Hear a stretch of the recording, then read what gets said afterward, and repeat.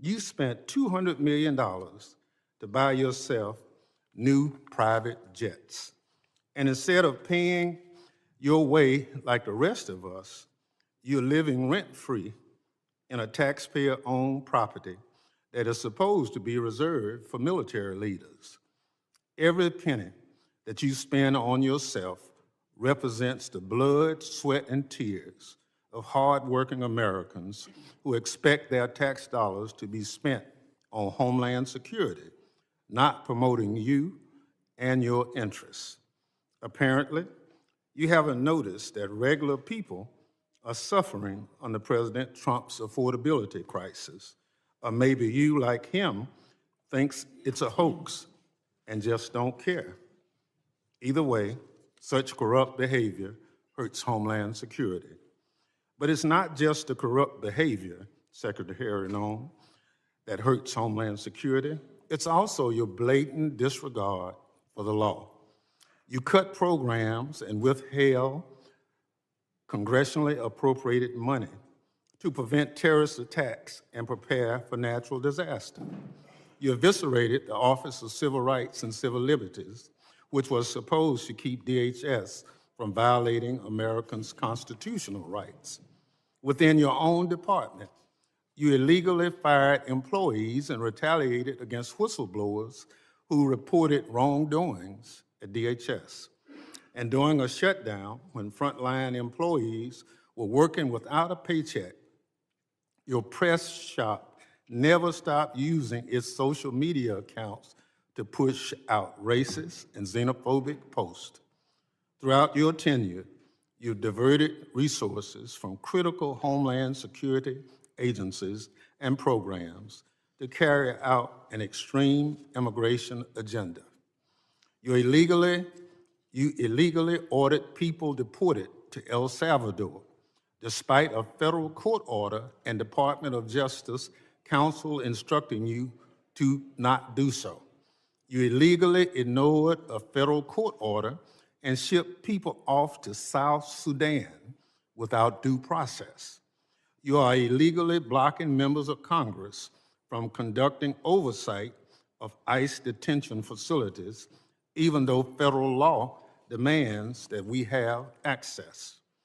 In the process of carrying out this extreme agenda, at your direction, DHS has terrorized, beaten, and detained hundreds, if not thousands, of American citizens.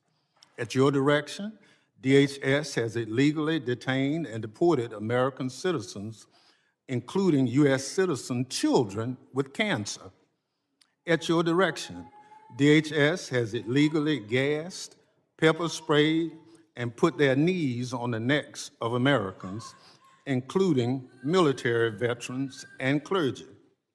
At your direction, DHS has illegally tackled, beat up, and humiliated United States citizens, including senior citizens.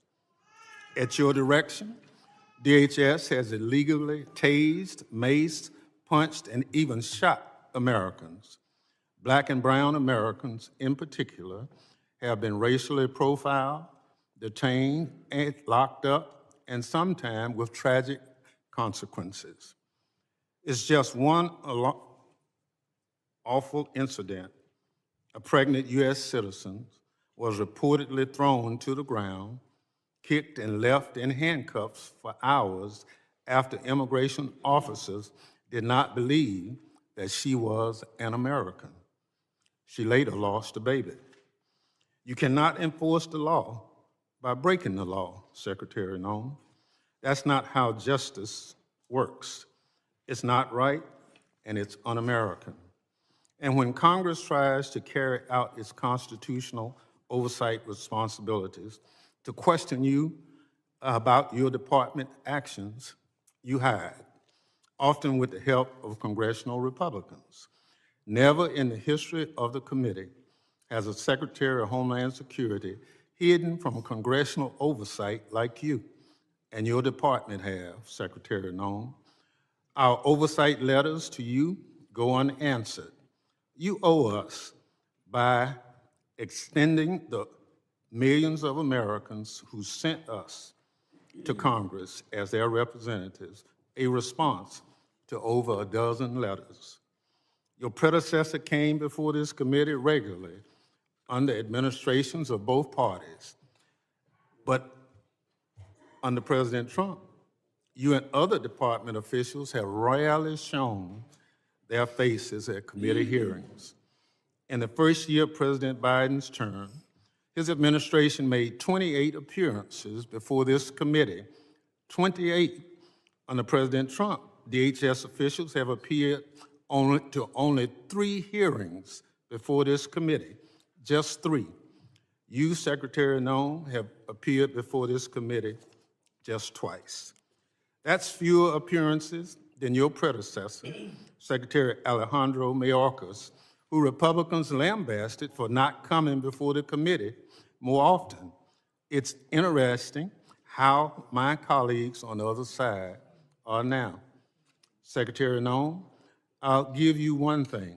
You showed up today rather than throwing a civil servant under the bus like Director Patel did.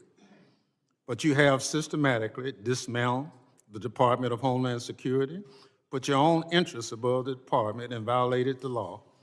You are making America less safe. So rather than sitting here and wasting your time and ours with more corruption, lies, and lawlessness, I call on you to resign. Do a real service to the country and just resign. That is, if President Trump doesn't fire you first. I yield back. Gentleman yields back. Other members of the committee are reminded that opening statements may be submitted for the record. I'm pleased to have a highly distinguished panel of witnesses before us today. Pursuant to Committee Rule 8C, I ask that the witnesses please rise and raise their right hand.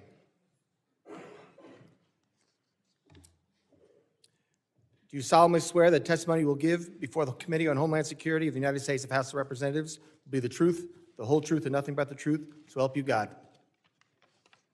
Thank you. Please be seated. Let the record reflect that the witnesses have all answered in the affirmative.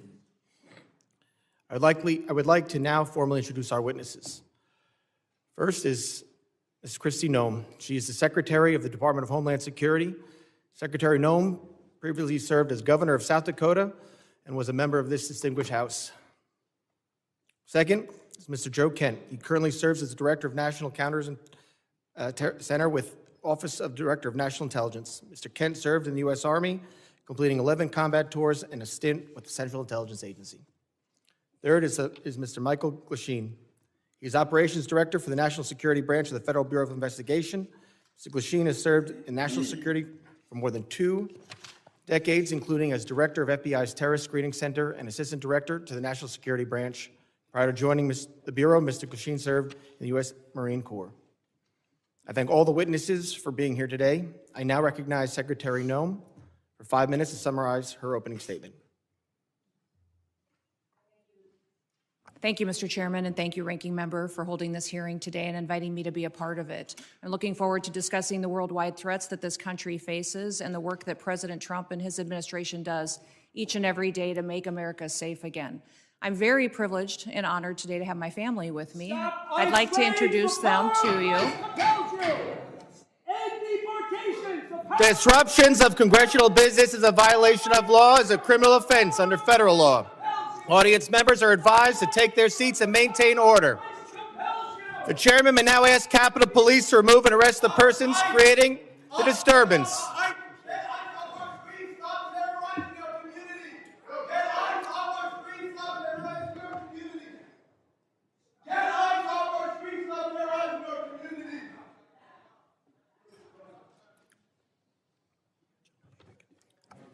Secretary may continue. Chairman, I'll continue.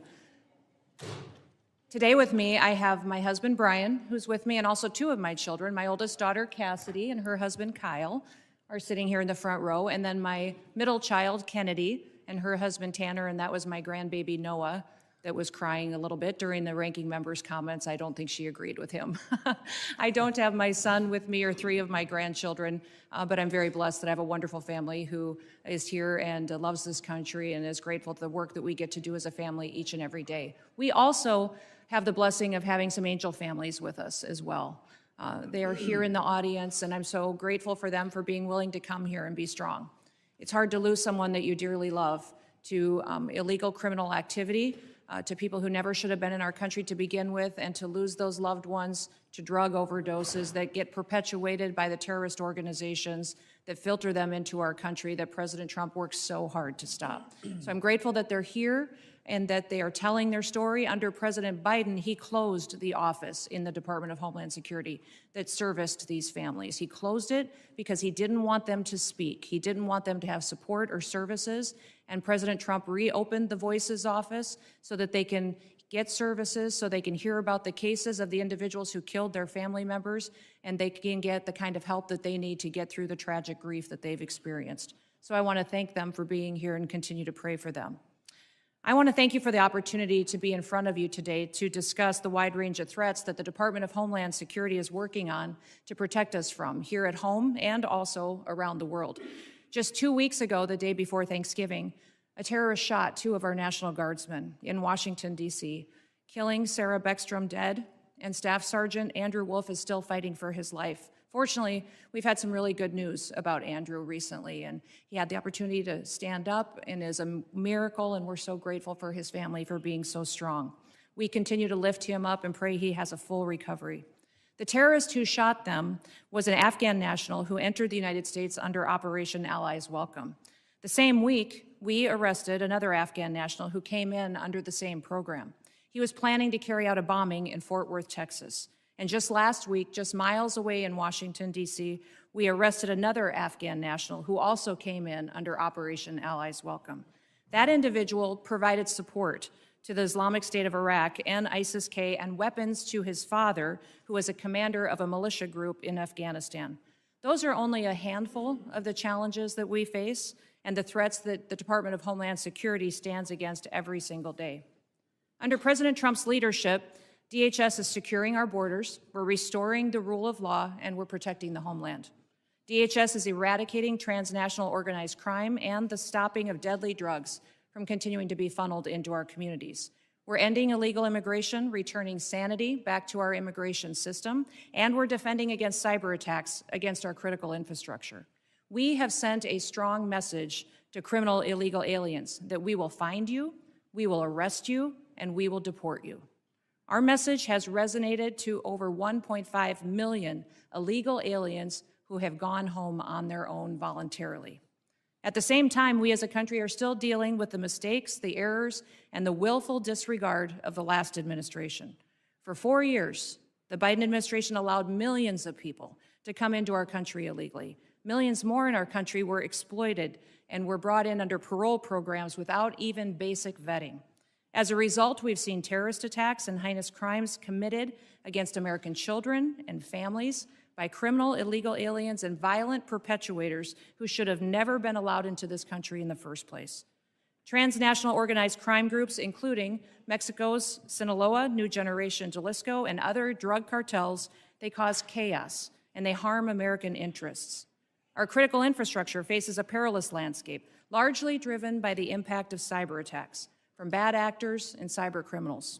American citizens are increasingly under threat from assassination attempts, intimidation tactics, and violence perpetuated by our adversaries, radical Islamic extremists and domestic extremists. These bad actors seek to undermine our public trust. They instill fear in Americans. They destabilize the institutions that safeguard our national security.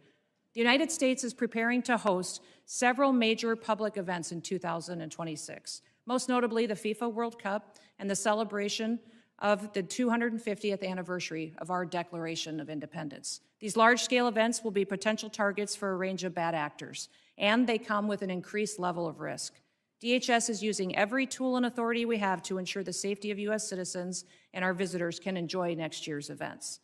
Radicalized domestic violent extremists and lone actors are a concern, and intentional targeting and murderous attacks on ICE agents in Texas, parishioners in Michigan, and 2 National Guardsmen here in Washington, D.C. are just some of the acts, the despicable examples that unfortunately are becoming too common. These threats underscore a clear need for security strategies that counter both large-scale and individualized attacks. we will remain alert in our mission to protect this country. We will protect our citizens. And as we enter into a historic year, America will be on the world stage. Our economy faces challenges from anti-competitive and illicit foreign economic practices that hurt the prosperity of all Americans. Those include economic espionage, intellectual property theft, and customs fraud. Illicit front companies often abuse the visa system to acquire sensitive U.S. equipment, information, and technology. Economic security is national security because a country that cannot feed itself, can't fuel itself, and cannot provide for itself cannot possibly defend itself. Under President Trump's leadership, we will continue to protect American interests and bolster American economic power and technological innovation to further growth and prosperity. The American people depend on the Department of Homeland Security to remain vigilant, agile, and responsive. We will never yield, we will never waver, and we will never back down. Thank you for the privilege to be with you today, Mr. Chairman, and I look forward to your continued support of the work that we do. I yield back. Thank you, Secretary Noem. I now recognize Director Kent for 5 minutes to summarize his opening statement. Thank you very much, Mr. Chairman, ranking members, and all the members of the House. I appreciate the opportunity to appear before you and discuss the threats posed to our nation. Despite the progress that we've made so far in the Trump administration, the threat posed by terrorists of all brands remains very high right now. We've made significant progress under President Trump's leadership. We have the jihadis of ISIS and al-Qaeda on the run in Iraq and Syria, thanks to the decisive action and the strikes that we've taken there recently since President Trump took office in January.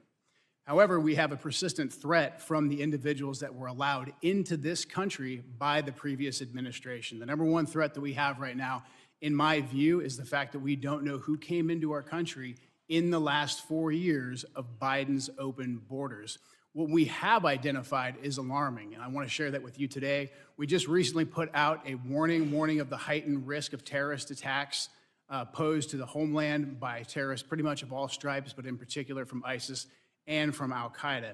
NCTC has been crunching the numbers and going through the sheer volume of known and suspected terrorists that are in the country that came in under the Biden administration.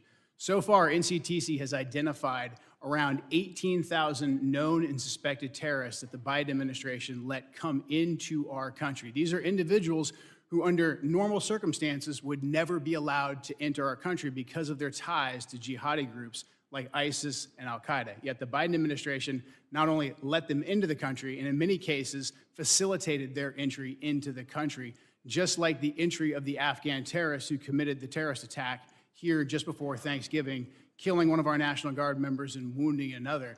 That Afghan was brought into the country as a group of over 100,000 Afghans who were brought here during the disastrous withdrawal from Afghanistan. These individuals, despite what has been reported, were not vetted properly to come into the United States. The individual terrorist who committed the attack in D.C., he was vetted to serve as a soldier in Afghanistan. The Biden administration essentially used his tactical level vetting as a ruse to bring him here and to bring him into our communities, and we've seen the tragic results of that.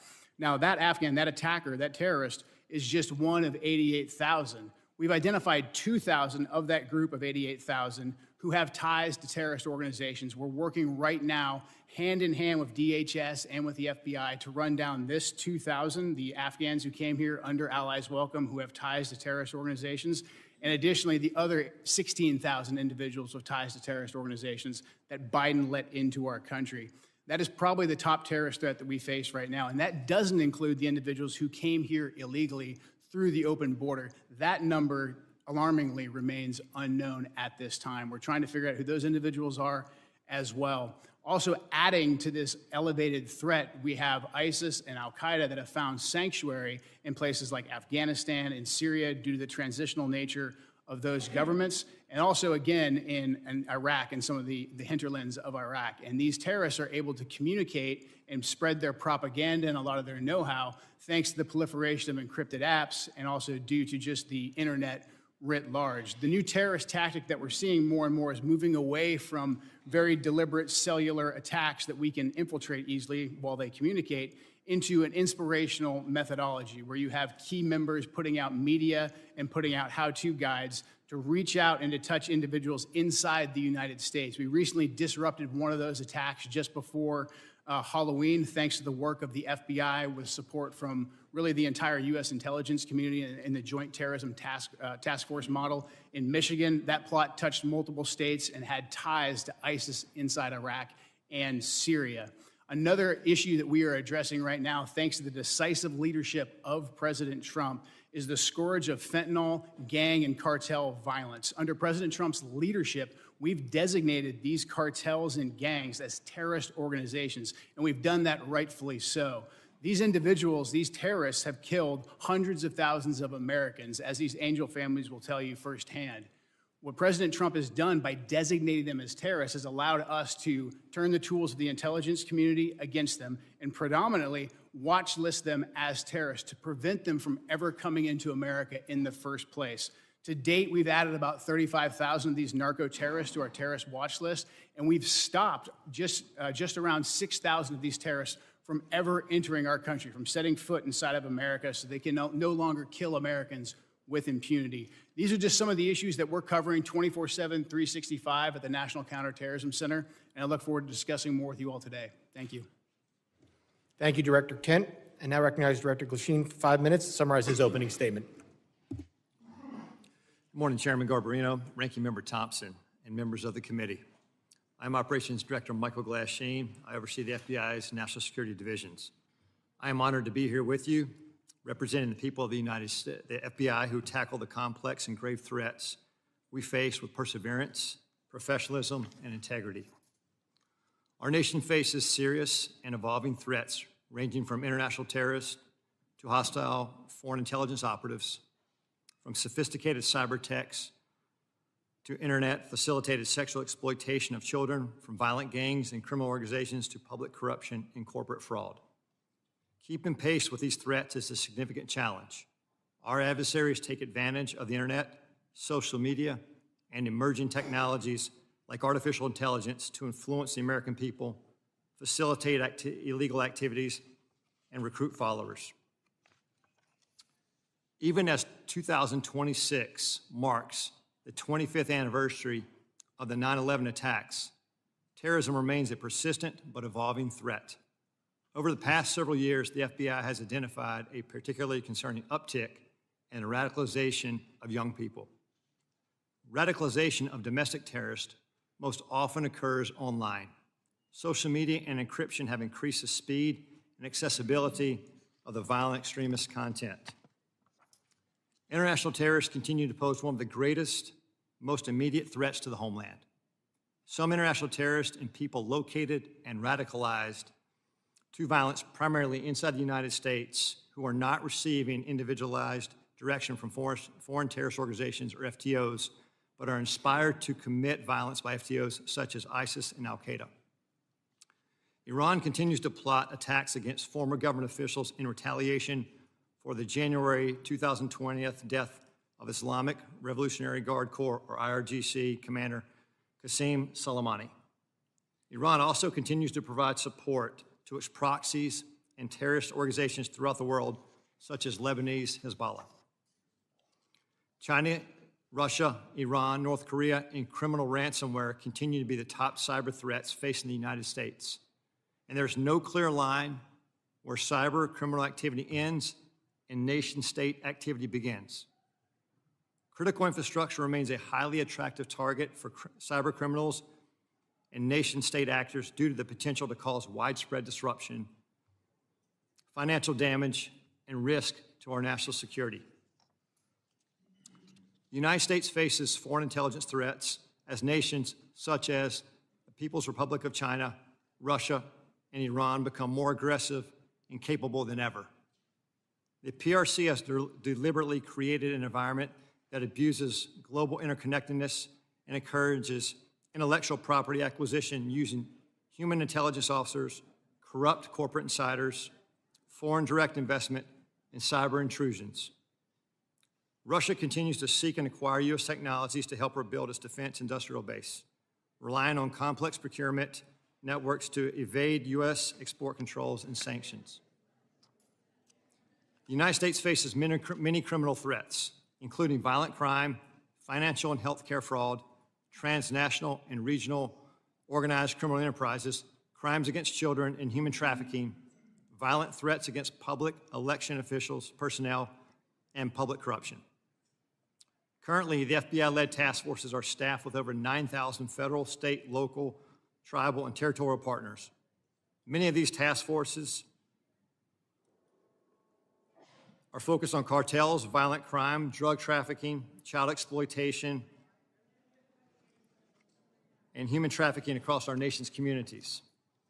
The FBI has and continues to establish strong capabilities to assess the threats, share intelligence, and leverage key technologies. We recruit the best to serve as special agents, intelligence analysts, and professional staff. Our leadership team views change and transformation as a positive tool for keeping the FBI focused on the gravest threats facing our nation. Over the past few months, we started the process to relocate hundreds of positions from the National Capital Region out to field offices across the country. This enhancement to field resources increases our investigative capacity across our 56 field offices and enhances the FBI's commitment to addressing violent crime, gangs, drugs, counterintelligence, and terrorism threats. Our fellow citizens look to us to protect the homeland from these threats. And every day, the men and women of the FBI continue to meet and exceed these expectations. I'm proud to represent them in testimony today, and I welcome your questions. Thank you, Director Glasheen. My understanding is a witness may have to leave early today. While I want to be clear, the committee did not agree to a hard stop. All witnesses are here voluntarily and are free to go. If a witness does leave, the hearing will continue with the remaining witnesses. Members will be recognized by order of seniority for their 5 minutes of question.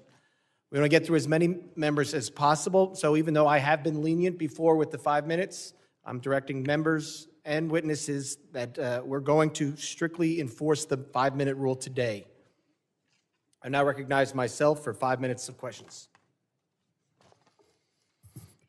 Secretary Noem, I appreciate you being here today, and you've been on the job less than a year, and this is the second time appearing before the committee, which I think is the norm, and I do really appreciate you being here. And I know you have a very important job to do. You oversee a lot of different sub-agencies, so I know you can't always be here in person.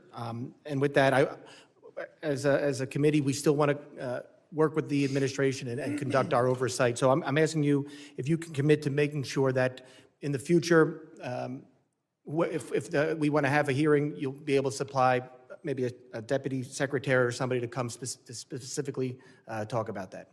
Yes, Issues we want to talk about. Yes, Mr. Chairman. I really appreciate that communication, and I think collaboration between the administration and Congress is key. Secretary Noem, I also wanted to ask you, in September, the department under FEMA proposed new allocations for counterterrorism grant funding, which cut dollars to New York by 80% because of a new formula. Considering New York is consistently a top terror target, this was surprising. We're grateful President Trump restored this grant funding. And pursuant to the present direction, has the department increased the allocation to New York? Yes, President Trump did. I would say that when we look at the Homeland Security grants and how they're allocated, the formula focuses on where we see the threats today and where those communities are that need the resources. I would also inform the committee and you, Mr. Chairman, that New York City at the time of the allocation still had over $440 million in reserve that was available to them to utilize. So the intention of these grants is that communities and cities would use the dollars to build up the security measures that they need to do for a long-term impact, and that the same amount of dollars aren't necessary every single year. You need to meet the threats where they are in the country at the time the grant dollars are available. So thank you to all of you for your work on getting us dollars that we can give to grants to help secure our local communities and states.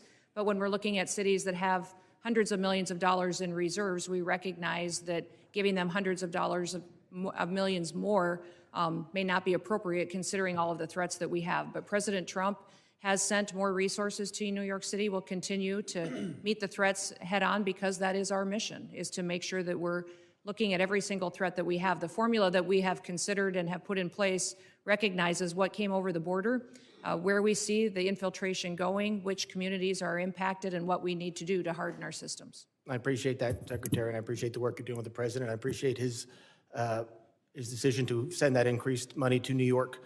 I have a question. Since this is about worldwide threats, can you discuss what DHS's most significant concerns are today for the country? I would say, Mr. Chairman, what keeps me up at night is that we don't necessarily know all of the people that are in this country, who they are and what their intentions are. We think up to 15 to 20 million people came in under the Biden administration on the invasion over the southern border. They were not vetted. They were allowed to pour in. Our parole programs, our asylum programs, our visa programs were all exploited, and the integrity was demolished under Joe Biden and the leadership at the Department of Homeland Security, and frankly, the entire department was neglected. In fact, I believe the Secretary was told at times not to do certain things by the Biden administration to facilitate this invasion. So what keeps me up at night is the individuals that are in this country that wish to do us harm. And that is why we are so aggressive at making sure that we're going out and doing investigative work, finding those violent criminals, finding those people who shouldn't be in this country to begin with, and those that want to go after and to harm our American citizens.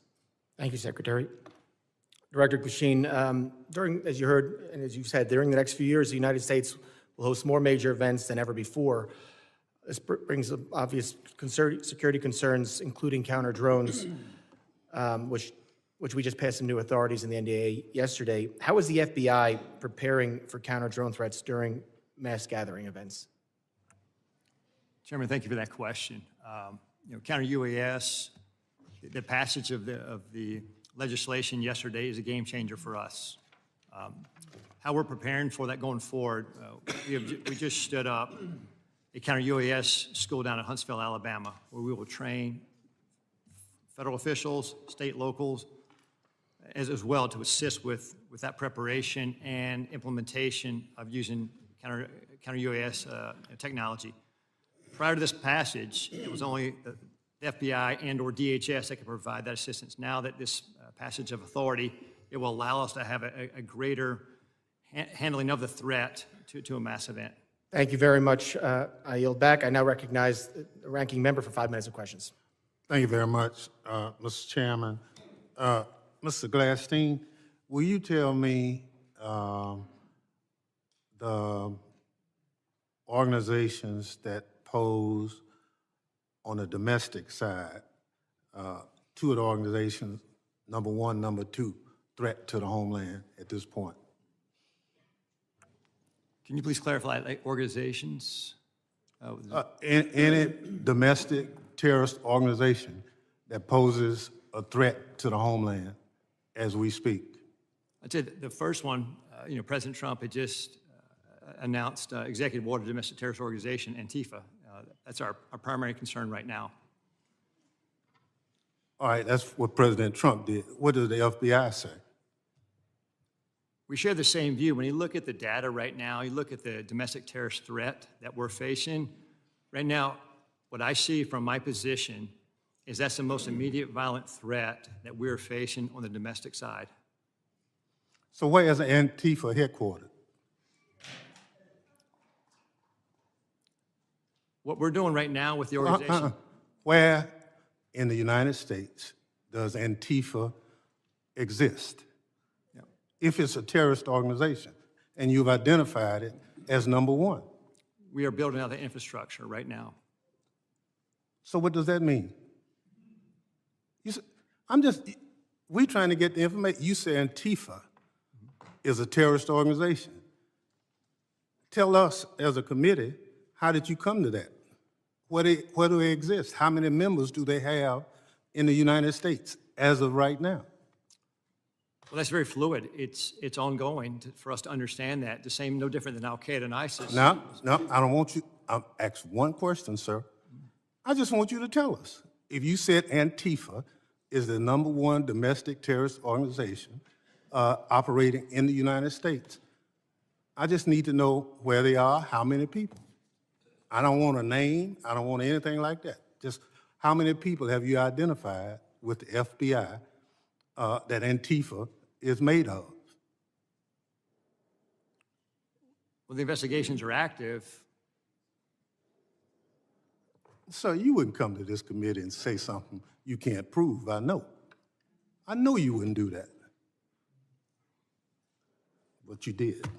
Madam Secretary, you and the gentleman from NCTC referenced the unfortunate accident that occurred with the National Guardsman being killed. You think that was an unfortunate accident?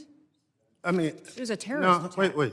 Look, I'll get it straight. Then you can He shot our respond. National Guardsman in the head. Look, Mr. Chairman, will you direct the witness to allow me to ask my question? It was an unfortunate situation, but you blamed it solely on Joe Biden. I want you to know who approved the asylum application for this same person. Mr. Thompson, this individual that came into the country. No, I want to know who approved. Congressman Thompson, I want you to understand. no. When this individual came into the country, he I'm came not under gonna let an you. evacuation of Afghanistan under Operation Allies Welcome, was thoroughly vetted by the Biden administration at that point in time, allowed into our country, and then was never followed up. I want to remind Reclaim everybody my in time. Congress. Reclaim my time. We follow the law, and every asylum is supposed to have a check-in every single year, and the Biden administration failed to do that. They vetted this individual, allowed them into our country, and did not do due The witness will allow the gentleman to ask his question. Yes or no? Who approved the asylum claim? The application on the asylum was thoroughly filled out by information that was gathered by the Biden administration. So the His Biden asylum- administration approved the asylum. His asylum application was put into place under the rules established by the Biden administration. Reclaiming my time. I don't want to file perjury charges against you, but I'm of the opinion that the Trump administration, DHS, your DHS, approved the asylum application. The asylum application moved forward under all of the information and vetting processes that were put in place under the Biden administration, which is when vetting happened. And that's what President Trump has changed. Under President Trump's administration. Reclaim my time again. When It's obvious you don't want to answer the question. Mr. Kent, you want a shot at it? The individual was vetted to serve as a soldier in Afghanistan, and that vetting standard was used by the Biden administration as a ruse to bring him here. Had we followed the standard operating procedures for special immigrant visas, Reclaim my time. that individual and none of the Allies Welcome people would have come to America. That's on Joe Biden. Gentleman's just time has answer the- expired. That was the answer. Point of order, Mr. Chairman. That was a murder that took place in D.C. It was not an unfortunate incident. And those comments are effing disrespectful. Who is that? Gentlemen, Expect better from the It's not a valid point of order. I will now recognize the gentleman from Texas, the former chairman, Mr. McCall, for 5 minutes. Thank you, Mr. Chairman. Madam Secretary, great to see you. This hearing reminds me of the novel A Tale of Two Cities. They see it, the Dems see it as the worst of times, but I see it really as the best of times. And what do I mean by that? Under the Biden administration, 15 to 20 million illegal aliens, unvetted, as you indicated, came into this country. What I think most disturbing is Director Kent's testimony. 18,000 known or suspected terrorists got into this country under the Biden administration. That's why we impeached Mayorkas. I was one of the managers. He told his Border Patrol, you don't have to pay attention to federal law when it says shall detain aggravated felons. He disregarded federal law and says, you know what, may detain. It's discretionary. And guess what? We have thousands of aggravated felons now, or if not millions, in this country today. That was the worst of times. Let me go to the best of times. Most secure border I've seen in my 22 years in Congress. And I've dealt with this for a long time. Coming from Texas, being chairman of this committee, the daily crossings are 95% down from the prior administration. That's the best of times. Zero catch and release. My very first bill in Congress 22 years ago was to end catch and release. 22 years later, we finally have achieved that goal. That, Madam Secretary, is the best of times. An all-time record low. America is safer today. I feel so. And when I look at the Venezuelan vessels attacked, the president had every right under the Constitution, Article 2, international waters, cartels designated as FTOs, coming into our country to spread poison to kill Americans. If that's not self-defense, I don't know what it is. And then finally, Madam Secretary, thank you for taking out the shadow Iranian oil tankers headed from Venezuela to Cuba, getting around our sanctions that Congress passed. I'm finally seeing an administration flexing its muscle in this hemisphere, which has been neglected for so many years. So air, land, and sea is your charge. It's the military's charge as well. I see the land secure. I see the maritime borders getting more secure, and I applaud you for that. On the air secure piece, I chair the Special Events Task Force. That's FIFA, the Olympics, the 250th anniversary. Drones are the biggest threat as I see it. I see it in Ukraine in its conflict with Russia, and I see it across our border, and I see it at these events. If you could update me, and with the new NDA authorization to allow federal, state, and locals to work together to identify hostile adversary drones and take them down, can you tell me how that will impact your ability, Madam Secretary, to better secure these special events? Yes, thank you, Congressman McCall, and thank you for your leadership. I understand you're retiring, and I'm sad about that. You've been a statesman. Thank you for serving with such dignity. Thank you. The counter-drone and drone technology that is out there today, frankly, our authorities haven't kept up with. And so thank you for that legislation. Thank you for giving us the opportunity to truly defend the homeland. Here at the Department of Homeland Security, we are going to be investing upwards to $1.5 billion into drone technology and counter-drone technology and mitigation measures that we can deploy not just across different NSC events or large-scale events that we're responsible for the security on, but also that we can use to partner with cities and states for celebrations and different things that they may hold as well. So we have the responsibility at the Department of Homeland Security for FIFA and the 11 cities that will be hosting the matches here in the United States, also the Olympics, the America 250 celebrations, also other national security events that happen, such as Mardi Gras and other events that are going on throughout the country. So this program that we will have will not only work within the events that the department is responsible for, but we will be able to sign agreements with states and cities to provide measures that they don't currently have. And we're working with the FAA as well to get what we need to be able to operate. And we don't want just to detect, we don't want to just monitor, we need to mitigate. We need to take these drones down. We need to If I could add, my time's going to expire. There is so much technology out there today, counter-drone technology, that I've been working to get into Ukraine to protect them from Russian drones that we can deploy at these events. I'd love to visit with you on that at a later date. And thank you for your service. Yeah, thank you. Gentleman's time's expired. I now recognize the gentleman from California, Mr. Correa, for 5 minutes of questions. Thank you, Mr. Chairman. And I agree with my colleague from Texas. It is a tale of two cities. Secretary Noem, Trump administration, you're going after the worst of the worst criminals, and we agree with you. The problem is 70% of the people you've arrested have no criminal record. You're going after non-criminal immigrants, U.S. citizens, and permanent legal residents. Donna Hughes Brown, Irish citizen, green card holder, 48 years in the United States. She also happens to be the mother of a U.S. Marine, sister to a retired Army colonel. She's in ICE detention since July. She tried to come back from Ireland, arrested, has been there since then. Her crime? She wrote 2 bad checks for less than $80 a decade ago. You arrested her, she's in custody. Her husband, Jim Brown, came to us and told us her story. Jim told us, I voted for President Trump because he promised to go after criminals in our community and not people like my wife. If I can, I'd like to play a video for you.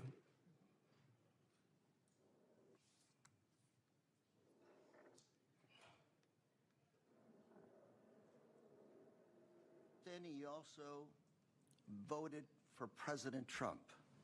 Yes, sir, Why did you vote for him? because I was an idiot. 80% of the evangelical Christian people were lied to, if you really want to know the truth, and that's exactly what happened. They said criminal, and I believe criminals need to be off the street. I just want to make sure people watching this understand who you are. My wife and I, when we don't work, we're ministers. We help the needy. That's what we do. And that's who they're arresting. Now, we've got Mr. Jim Brown before you. He's standing up. Hopefully you can talk to him a little bit. These people, Donna Hughes Brown, are not the individuals that should be deported.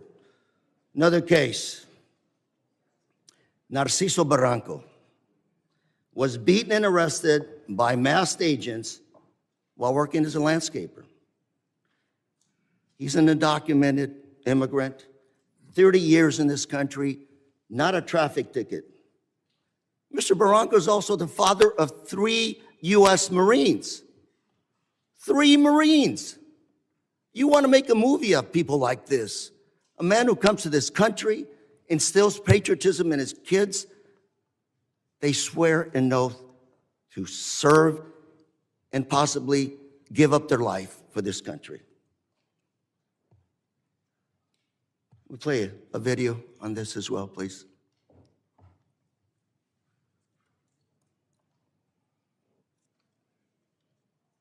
Masked federal agents were filmed pinning a man to the ground and repeatedly striking him in the head and neck before putting him in an unmarked car.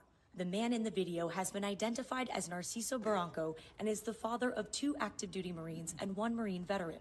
The Department of Homeland Security said an illegal alien was arrested by Border Patrol agents after he, quote, assaulted federal law enforcement, adding that Barranco, quote, swung a weed whacker directly at an agent's face. Video shared by DHS and reviewed by CNN shows Barranco running with a weed whacker, but does not show him striking officers. I also have with us today Alex Barranco behind you, a retired Marine. That's his father. And Alex, on behalf of myself, members here, I want to thank you for your service to our country, and we also thank your brothers for serving our great country. Thank you very much. Got another case. George Rete, 25-year-old, native of California, my home state. He's a U.S. citizen, Army veteran who served in Iraq. Well, on his way to work, he came to an immigration checkpoint. Pulled over. I don't know where officers deployed tear gas on him, broke his car window, pepper sprayed him, and dragged him out of his car. An American citizen held for 72 hours without any charges, wasn't even given the opportunity to shower, to wash off that paper spray. Gentleman's time's expired. I now recognize the gentleman from Mississippi, Mr. Guest. Mr. Chairman, I have 2 articles I'd like to present for the record. Unanimous consent. Under President Trump, an agency intended to keep Americans safe has diverted resources from child abuse, trafficking, and terrorism to immigration enforcement. Second is this letter from my Orange County Sheriff, Don Barnes, essentially talking about all the individuals under Prop 50 referred to ICE 2025 year to date, 50 of them. Without objection. ICE never showed up to pick them up. Without objection. Chairman? I will Mr. entertain, Chairman? I will entertain UCs at the end of the hearing. I will entertain all UC motions at the end of the hearing. We have witnesses. I want to make sure everybody has time. So if we do this now, we do have a witness has to leave. You're just going to be taking time from other members. But I will entertain UC motions at the end of this hearing. I now recognize the gentleman from Mississippi, Mr. Guest, for 5 minutes. Thank you, Mr. Chairman. Madam Secretary, it's great to see you again. Thanks for appearing before us again. I want to echo some of the remarks of Mr. McCall. I want to first thank you. I want to thank the men and women who serve under your command for the incredible job that you have done over the last 12 months. We have seen that you are active in enforcing the rule of law. We have seen a border that is as secure in our lifetime as we have ever seen. You mentioned in your opening statement over the last 4 years, we saw somewhere between 15 to 20 million illegal immigrants enter the country. Just looking at monthly statistical data, we know that under the Biden-Harris administration, that in December of 2024, that there were over 300,000 illegal immigrants who were encountered along the southern border in that month alone. Recent statistics by the Department of Homeland Security for October, the most recent statistics we have, show that the number of border encounters for October of this year under your leadership have dropped to 11,000, a decrease of over 95%. And so I want to thank you for that. I want to thank you for the work that your men and women have done to protect our borders from illegal narcotics entering the country. We saw a press release the Coast Guard sent out this week regarding Operation Pacific Viper.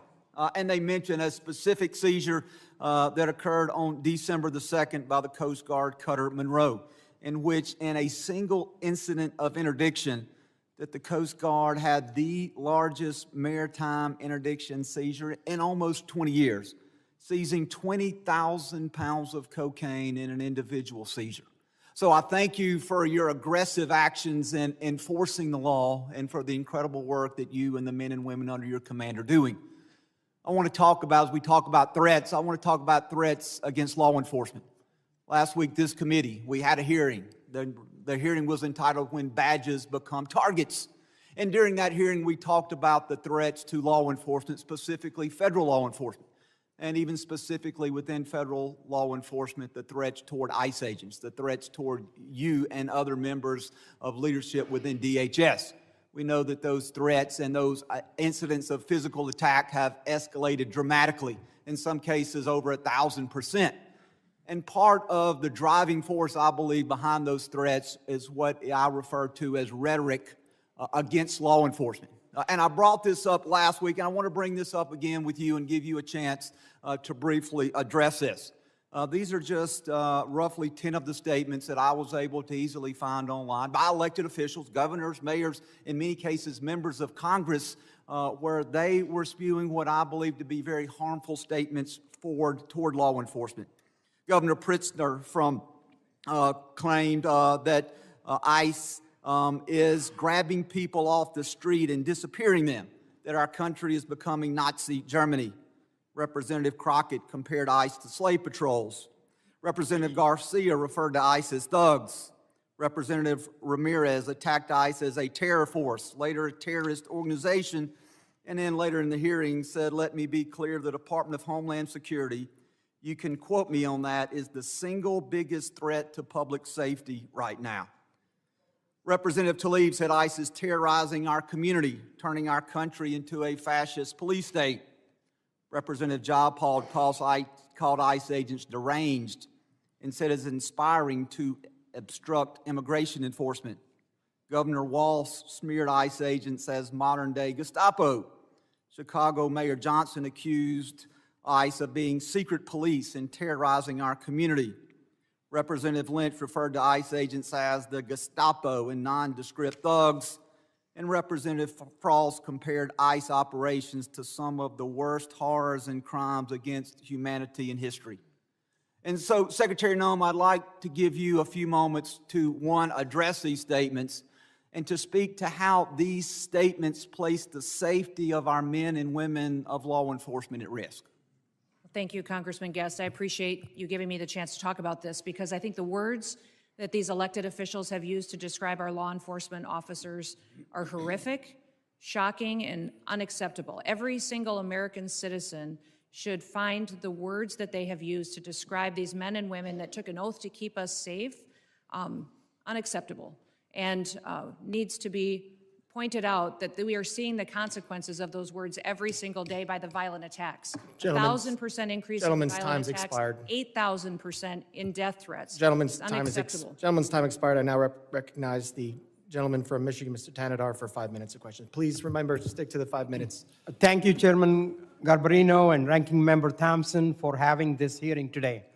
I know the American people have been demanding answers from this administration on their unlawful actions, so I hope we are able to get some useful answers from our witnesses today.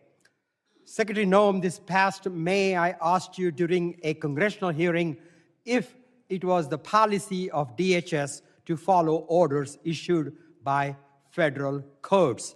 You said on the record, and I'm quoting here, "We are following all federal orders." End of my quote, end of your quote.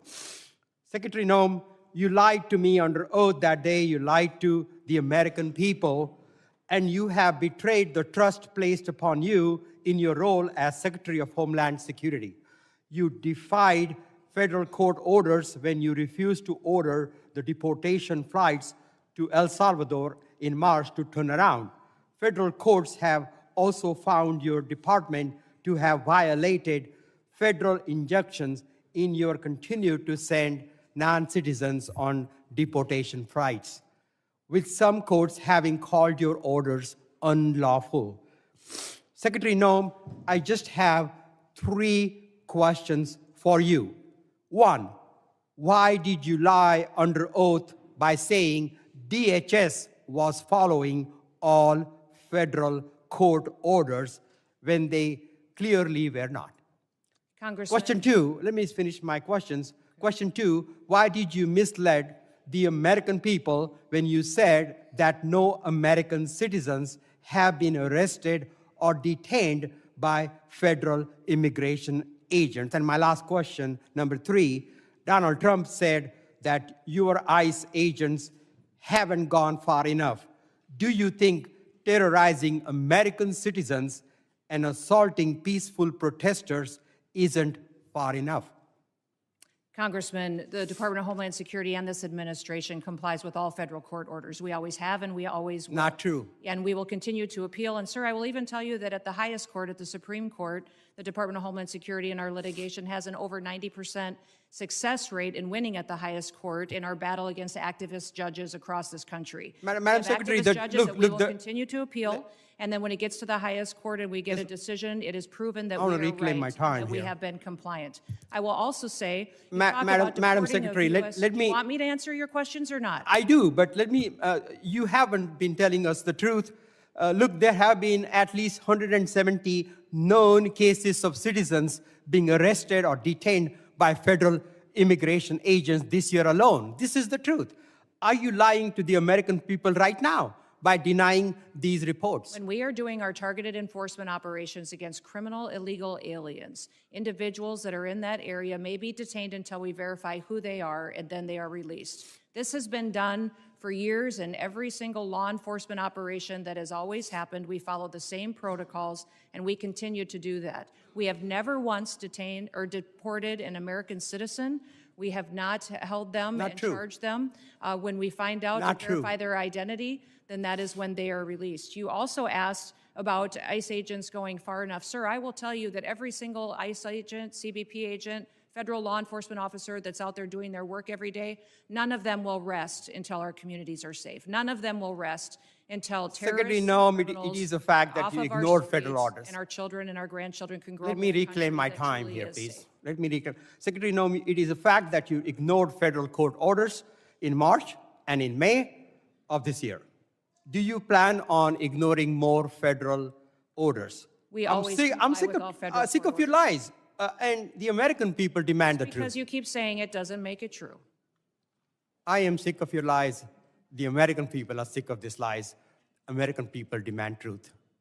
America is very happy that finally they have a president in the White House that gets up every day to keep them safe. Madam Secretary, your incompetence and your inability to truthfully carry out your duties of Secretary of Homeland Security, if you're not fired, will you resign? Sir, I will consider your asking me to resign as an endorsement of my work.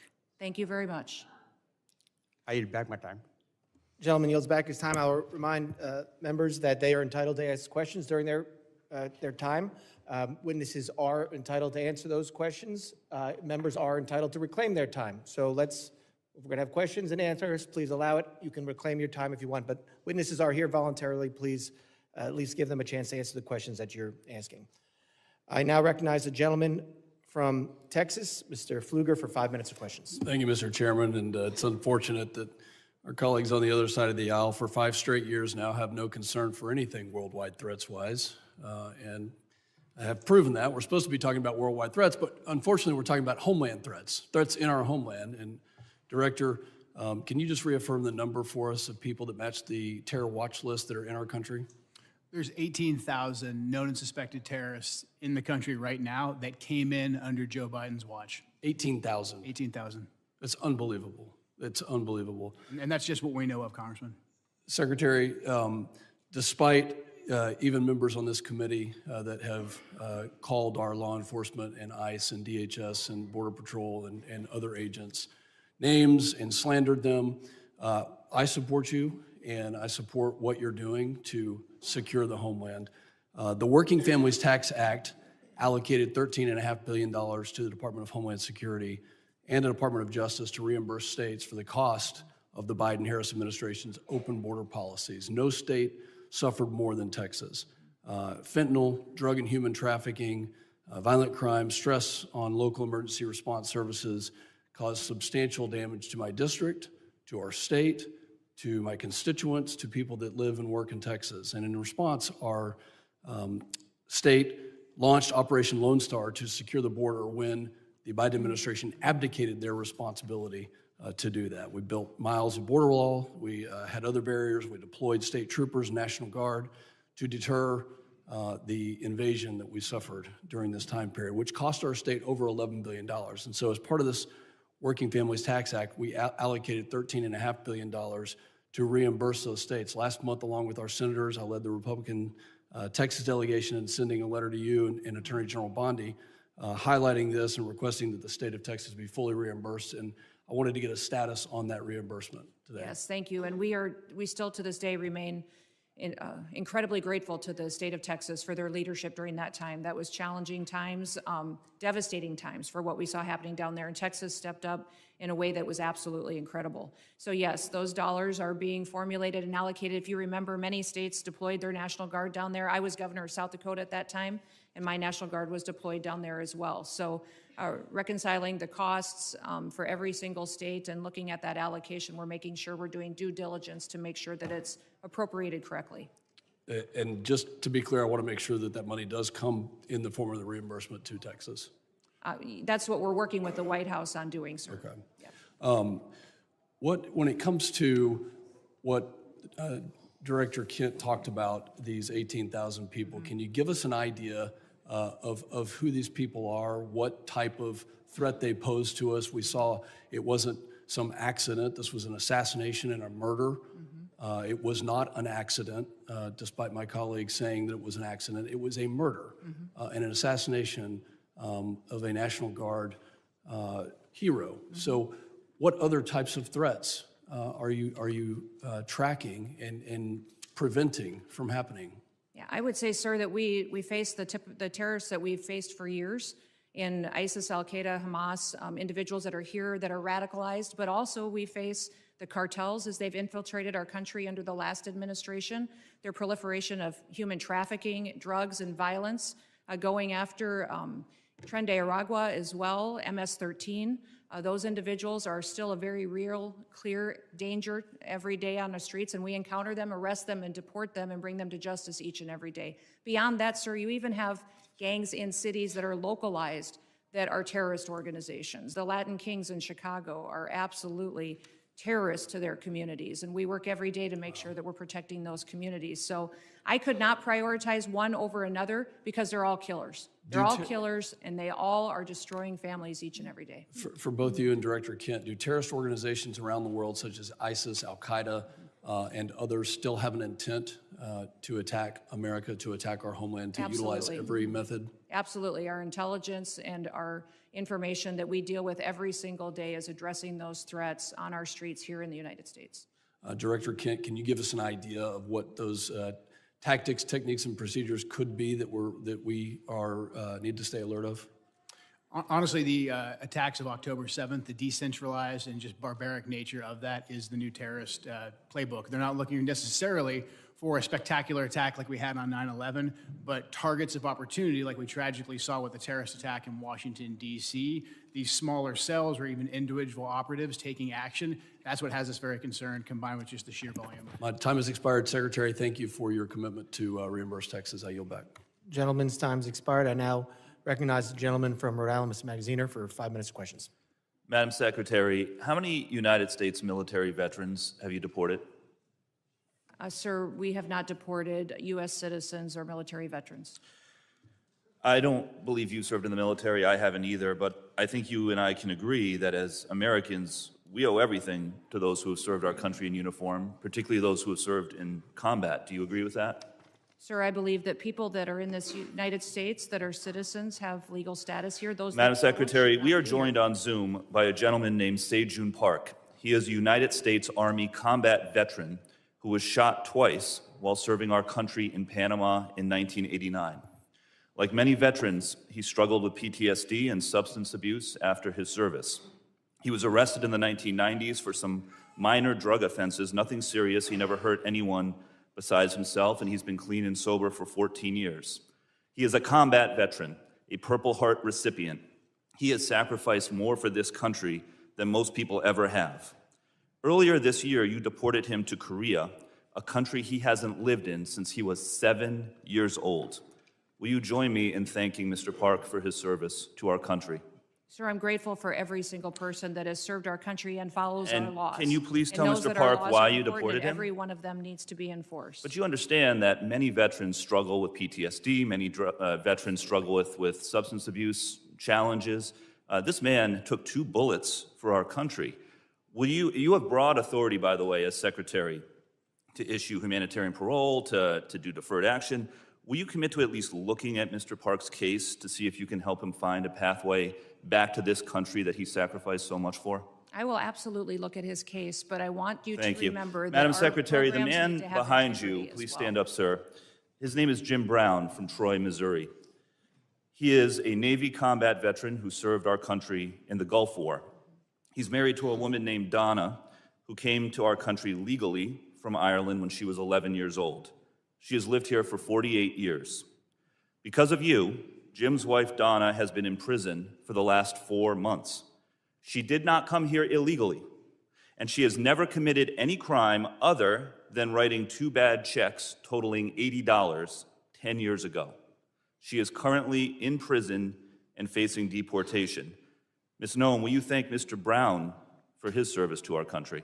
Thank you, Mr. Brown, for your service to our country. Now, what possible explanation can there be for locking up his wife for 4 months when she has committed no crime other than writing a couple of bad checks for $80? Sir, it is not my prerogative, my latitude, or my job to pick and choose which laws in this country get enforced. You have and broad which ones discretion don't. as the Secretary. We need to follow You can issue the law parole, you and can do all enforce kinds the of things, laws. but you're choosing not to. Will you commit, again, to just reviewing Donna's case and reuniting this combat veteran with his beloved wife, who also loves this country? I will review the case. Now, Madam Secretary, you've already heard the story of Lance Corporal Alejandro Barranco, the United States Marine veteran who is behind you, who also has 2 brothers who are United States Marines. Will you thank Lance Corporal Barranco for his service? Thank you for your service. His father, Narcisco Barranco, is a landscaper in California who has lived peacefully in our country for 30 years and has no criminal record. Last spring, while he was mowing the lawn at an IHOP, ICE agents tackled him in the street and imprisoned him for weeks. A peaceful, hard-working man who raised 3 sons to be United States Marines. We need men of that character in this country. Again, as Secretary, you have broad discretion. Will you consider Lance Corporal Barranco's father for parole in place to stay in our country, owing to the fact that he has contributed to our country by raising 3 United States Marines? This is an opportunity to remind everybody that every person that's in this country illegally has an opportunity to voluntarily go home and come back the right way. He Follow raised our 3 laws, United States and we will Marines. facilitate that. He has been living here peacefully, doing his job for 30 years. You have discretion. You are choosing not to use it. Madam Secretary, you promised America that you would go after the worst of the worst. But these people are not the worst of the worst. A Purple Heart recipient, a military spouse, the father of 3 Marines. And it's not just veterans and military families. You are locking up and deporting children with cancer, mothers with babies in the NICU, United States citizens. There are many problems with your leadership, but the biggest problem is this. You don't seem to know how to tell the difference between the good guys and the bad guys. Go after the bad guys. Go after the terrorists. Do not go after veterans, Marines, children, Gentleman's United time's States expired. citizens. I yield back. Time's expired. I now recognize the gentlelady from Georgia, Ms. Green, for 5 minutes of questions. Thank you. The previously Democrat-controlled administration allowed over 13 million border crossers from over 170 countries and territories to break our laws, invade our country, rape our women and children, and murder our own people. They set all-time records for the highest number of illegal aliens ever encountered in a single day at 14,500, in a single month at 370,000, and in a single year at 3 million, not including the known gotaways.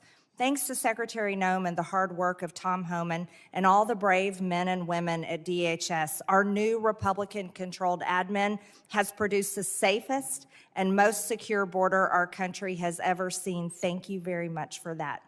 For the 7th consecutive month, U.S. Border Patrol released 0 illegal aliens into the United States. Daily average apprehensions at the southern border are 95% lower than the daily average under the last administration. 10 months under Trump has seen less apprehensions than 1 month under Biden.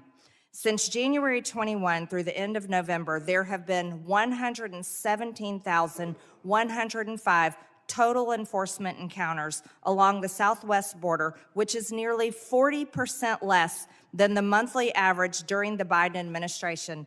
Meanwhile, there has been an 8,000 increase in death threats against ICE law enforcement. Secretary Noem, back in July, the department put out a press release titled Worst of the Worst. Criminal proceedings begin in a case of transgender illegal alien accused of rape, child rape, not just rape, child rape of a 14-year-old boy in a sanctuary New York City bathroom. I wanted to highlight this case because it encapsulates so many different violent policies of Democrats. This is an increase in trans violence with their embrace of gender ideology, an egregious catch and release policy implemented under the last 4 years, and sanctuary cities that harbor criminal illegal alien monsters that have raped and murdered many Americans. Can you discuss further what you're facing in these sanctuary cities and the illegal alien monsters that have been released into American communities under the Biden administration? Yeah, unfortunately, Congresswoman, we arrest individuals like that every day because they're so prevalent on our streets, because of what happened under the Biden administration. Every day we're able to go out and encounter and bring to justice individuals who are raping our children, murdering our mothers, our grandmothers, our families are devastated by them. And I'm shocked at the Democrats' constant defense of these individual criminals over the American citizen that is out there just trying to live their lives, put food on the table, and live the American dream. And what we do at the Department of Homeland Security by making sure that we're out enforcing the law every day is making sure that those families get a chance to do that. So I'm so grateful for them. The 8,000% increase in death threats is real. These ICE agents and CBP officers that are out on our streets doing God's work live in these communities. They live there. These are their families and their neighbors that they're protecting, and they get up every day and do that job because they believe in their mission. They take an oath, and they are honorable men and women who are serving with greatness during a challenging time when activists and radicals attack them and put their lives in danger. I think it's shameful to see the defense of individuals who break our laws. We are a nation of laws. If we are not a nation of laws, we're no nation at all. And that is what we are doing every day, is following those. If you guys don't like the law, go change it. That's your job. You don't complain. I was raised by a dad who said we don't complain about things, we fix them. Well, go fix them. If you don't like the law, quit bellyaching, quit hitting and attacking our ICE officers, quit going out and protesting and screaming vile things at them, quit calling them names. We wouldn't let our children do that. Go do something that actually matters by having an honest debate and changing the law. That's your jobs. You all should be fired, in my viewpoint. I agree. Thank you so much for that, Secretary Noem. Back in 2021, I was one of only 16 members who voted against the Allies Act of 2021, which increased the number of special immigrant visas for Afghan nationals and loosened vetting requirements for eligibility. This brought in over 76,000 Afghans. Director Kent, what actions are being taken to identify and remove any of the 100,000 Afghan nationals admitted under the Biden admin who may have ties to terrorism, like the one who shot 2 National Guard members, tragically killing Sarah Beckstrom here in Washington, D.C.? I'm sorry, gentlelady's time has expired, but Can he just answer no, we're quickly? keeping everything quick to the 5 minutes. I'm sorry, but gentleman from New York is now recognized, Mr. Goldman, for 5 minutes. Secretary Noem, let's talk about the law. Do you agree that asylum is a lawful pathway to immigrate to this country? Yes or no? There's an asylum program, yes, in place. All right. So It wasn't immigrants used under then the with Biden ongoing asylum applications are legally in this country, correct? Excuse me, I'm sorry. Your question was? Immigrants with ongoing asylum applications are legally in this country. There are individuals in this country that have applications that And they are legally here because it's a lawful pathway, right? it's a lawful pathway. Okay, so And I if will- your department then deports anyone with an ongoing asylum application, you are violating the law, correct? Joe Biden left us with. I'm not asking about Joe Biden. I'm asking you a 1.5 specific million question. cases If your backlogged department asylum deports anyone with That's an the program. ongoing asylum application, you program are was violating the greatly law. Is that violated. correct? It was greatly violated when they allowed. I'm 1.5 asking million you. people to come I'm in and asking you. granted asylum applications. Why are you filibustering? Why by can't you ignoring answer the laws. question? It's a Because, simple Joe, question. Your president. If your department and your secretary deports did not follow anyone the law, with an ongoing applications asylum were application, you are violating the law. Isn't that correct? The asylum program was Okay. broken under the last. Mr. Chairman, I will reclaim my time. She's not answering the question.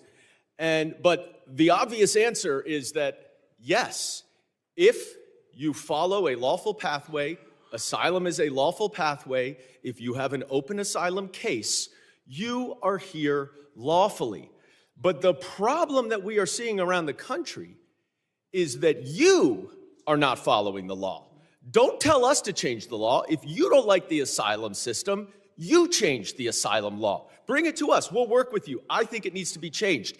But you can't just decide that you're not going to follow the law, and asylum is a law, and deport people who have ongoing applications. Unfortunately, that is exactly what's happening.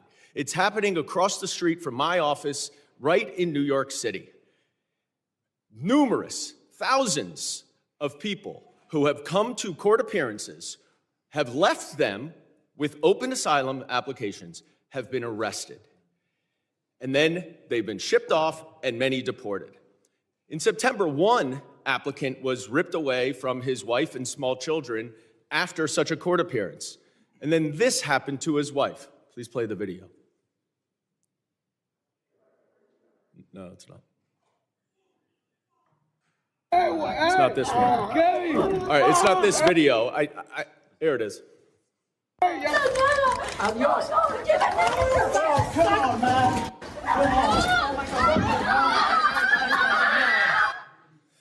Now, after this incident, your department issued a statement that said the officer's conduct in this video is unacceptable and beneath the men and women of ICE. Our ICE law enforcement are held to the highest professional standards, and this officer is being relieved of current duties as we conduct a full investigation. 3 days later, you reinstated that officer and you put him back on duty. I sent you a letter and asked you what investigation was done and why was he reinstated. You did not answer that letter. So I'm going to give you an opportunity right here to explain to me that if that officer's conduct was, quote, beneath the men and women of ICE, unquote, why did you reinstate him? Sir, that investigation was completed. I can give you that investigation and the information that you would like. This is Well, I wrote you 2 months ago. Why haven't you given it to me I'm yet? actually surprised that you haven't gotten it. I'm going to ask my staff about that. Well, you because shouldn't I be have surprised responded because generally to speaking, you hundreds do and not hundreds, if respond not to thousands us. of your letters. Now, the other problem that we are Mayorkas, when he had seeing this all job, over didn't the respond to letters country for years. is that your officers are wearing masks, are dressed in plain clothes, often going around without identification. All of our officers are And identified. I'm not asking a question. I introduced the No Secret Police Act to stop this. And we now have 113 co-sponsors so that they will not be masked and that they will identify themselves. Now, you say all of them are identifying themselves. That is not the case because last month in New York City again, the NYPD officers were injured by your masked plainclothes ICE officers after they were called from 911 as residents witnessed your officers pulling individuals out of their vehicles and chasing them down the street. I also asked you what happened there. How were the NYPD officers injured by your officers? And you didn't respond. What's the answer? Sir, our individual Gentlemen's officers time are is identified. time has expired. I yield back. I recognize gentleman from Texas, Mr. Gonzalez, 5 minutes. Thank you, Chairman. Thank you, Secretary Noem. Thank you, Director Kent and Director Glasson, for your patriotism, your service to our country. Thank you to the families for allowing everyone to serve. We're grateful for that. Democrats like to show clip after clip. I represent a district that's half of the southern border. Our lives were turned upside down under Joe Biden, and now we have our lives back due to President Trump and due to the policies that y'all are executing. So thank you. I have one question, but I'm going to try to, if there's time. I think it'd be important for the American people to get an update on the role Coast Guard played in the Venezuela oil tanker seizure. But first, I'd like to once again, thank you for being here. And so I'd like to first thank you, CISA. Thank you for keeping our nation's critical infrastructure safe. You are our nation's cyber first responders. Thank you to the Coast Guard. During our Texas floods, you showed up, Coast Guard showed up, you saved lives. Thank you to the Coast Guard for all the work that they've done in Jayad South. They've been the tip of the spear in the Southcom AOR for a long time. Their work often goes unnoticed. Thank you, HSI, for leading these anti-gang task force. They work. They're going out there. You're apprehending murderers. You're apprehending sexual offenders. You're doing it in a local, state, federal way. They're working. Thank you for that. Thank you, ICE. Thank you for keeping us safe by deporting all these people. I really appreciate the innovative idea of DHS owning its own airplanes. It's ridiculous that we had to essentially contract out in order to have these repatriation flights. That is a game changer. Thank you for that. Thank you, ERO, for adding bed space. This is exactly how we continue to deport the millions of convicted criminal aliens that are in this country. Thank you, NCTC, for keeping us safe. You're exactly right. We thank you for vetting, for going out and finally doing the role of vetting these people. You and I served overseas. Many of us did. And we know oftentimes it was more dangerous at the chow hall than outside the wire, right? So thank you for that vetting. Thank you, Border Patrol, for ending catch and release. Thank you, TSA, for keeping us safe during all our travel, and then also looking into any future vulnerabilities. Thank you, Secret Service. Thank you for not only keeping our leaders safe, but a lot of people don't realize Secret Service is key to school safety. I think that's just so important that brings us all together. I wanted to say I want to use the bulk of my time to just thank you, because we don't do that enough here. It's always finger pointing. It's always somebody else's fault. Please go back to your agencies and thank the men and women that are serving every day and helping to keep this country safe. With that, I'd like to give you a little time to talk about the Venezuelan situation and what the Coast Guard is doing. The operation that was conducted yesterday morning was a Coast Guard-led operation. It was in partnership with the Department of War and the Department of Justice, the FBI as well, and it was a successful operation directed by the president to ensure that we're pushing back on a regime that is systematically covering and flooding our country with deadly drugs and killing our next generation of Americans. Just the drugs that the Coast Guard has been able to interdict on the waters since that President Trump has been in office has been enough lethal doses of cocaine to kill 177 million Americans. That's 2/3 of our country. that has been saved by blowing up, by going after and bringing to justice these individuals that are out at sea and those individuals that are funding it with a shadow fleet of sanctioned oil that should never be sold to benefit their profits and their pockets to kill Americans. Thank you for that update. For many of us that served in uniform, oftentimes it was overseas. It was in the Middle East, or it was in Asia, or it was in Europe. And I think those AORs are very important. But for too long, president after president after president, our backyard has been left wide open, and we're completely shocked why all these terrorists are in our country and all these people are unvetted, all this chaos is happening when in our own backyard was unsafe. So thank you again for one. I know you traveled, you met with heads of state, El Salvador, Mexico, a couple that come to mind. But I just want to thank you and for making our backyard a priority and ultimately to keep Americans safe. Texans are more safe today than we were a year ago, and a lot of that is due to President Trump and due to the leadership that I'm seeing right here of executing those policies. Thank you, thank you, thank you. With that, Chairman, I yield back. Gentleman yields back. I now recognize the gentlelady from Illinois, Ms. Ramirez, for 5 minutes of questions. Thank you, Chairman. American citizens have been arrested or detained. We focus on those that are here illegally. Secretary Noem, you lie and you lied to the American people. I will be including into the record an article by ProPublica from October 16, 2025, entitled, "We found that more than 170 U.S. citizens have been held by immigration agents. They've been kicked." There's nothing smiling about U.S. citizens. I'm sorry, that's very inappropriate. Let me continue. They've been kicked, dragged, and detained for days. The next one. The Trump administration has specifically targeted the worst of the worst. The individuals that we are going after are those that are violent criminals, those that are breaking our laws. Secretary Noem, again, you lied to the American people. I will be including into the record an article by the NBC News from December 7, 2025, entitled, "ICE has arrested nearly 75,000 people with no criminal records, data shows."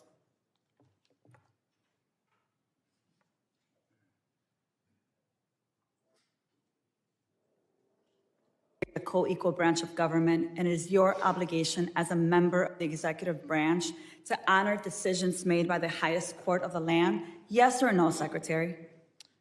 We are abiding by all federal judges' orders. Absolutely. The Justice Department said that when the administration was ordered back in March to stop sending detained migrants to a mega prison in El Salvador, you personally made the final call to continue the flights anyway. Is that correct? And the decisions that are made on deportations, where flights go and when they go, are my decision at the Department of Homeland Security. And we'll continue to do the right thing, continue to work and protect Americans, no matter what radical judge comes out and tries to stop us. We'll do. You lied on the record, and you lied to members of this committee.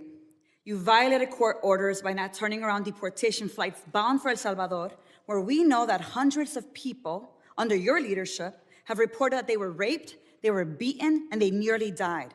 And your agents used chemical weapons in Chicago despite court orders from District Court Judge Ellis forbidding their use. Secretary Noem, you, Gregory Bovino, and your ICBP and DHS deputized agents have waged an unaccountable, unlawful, unconstitutional war against communities across the nation.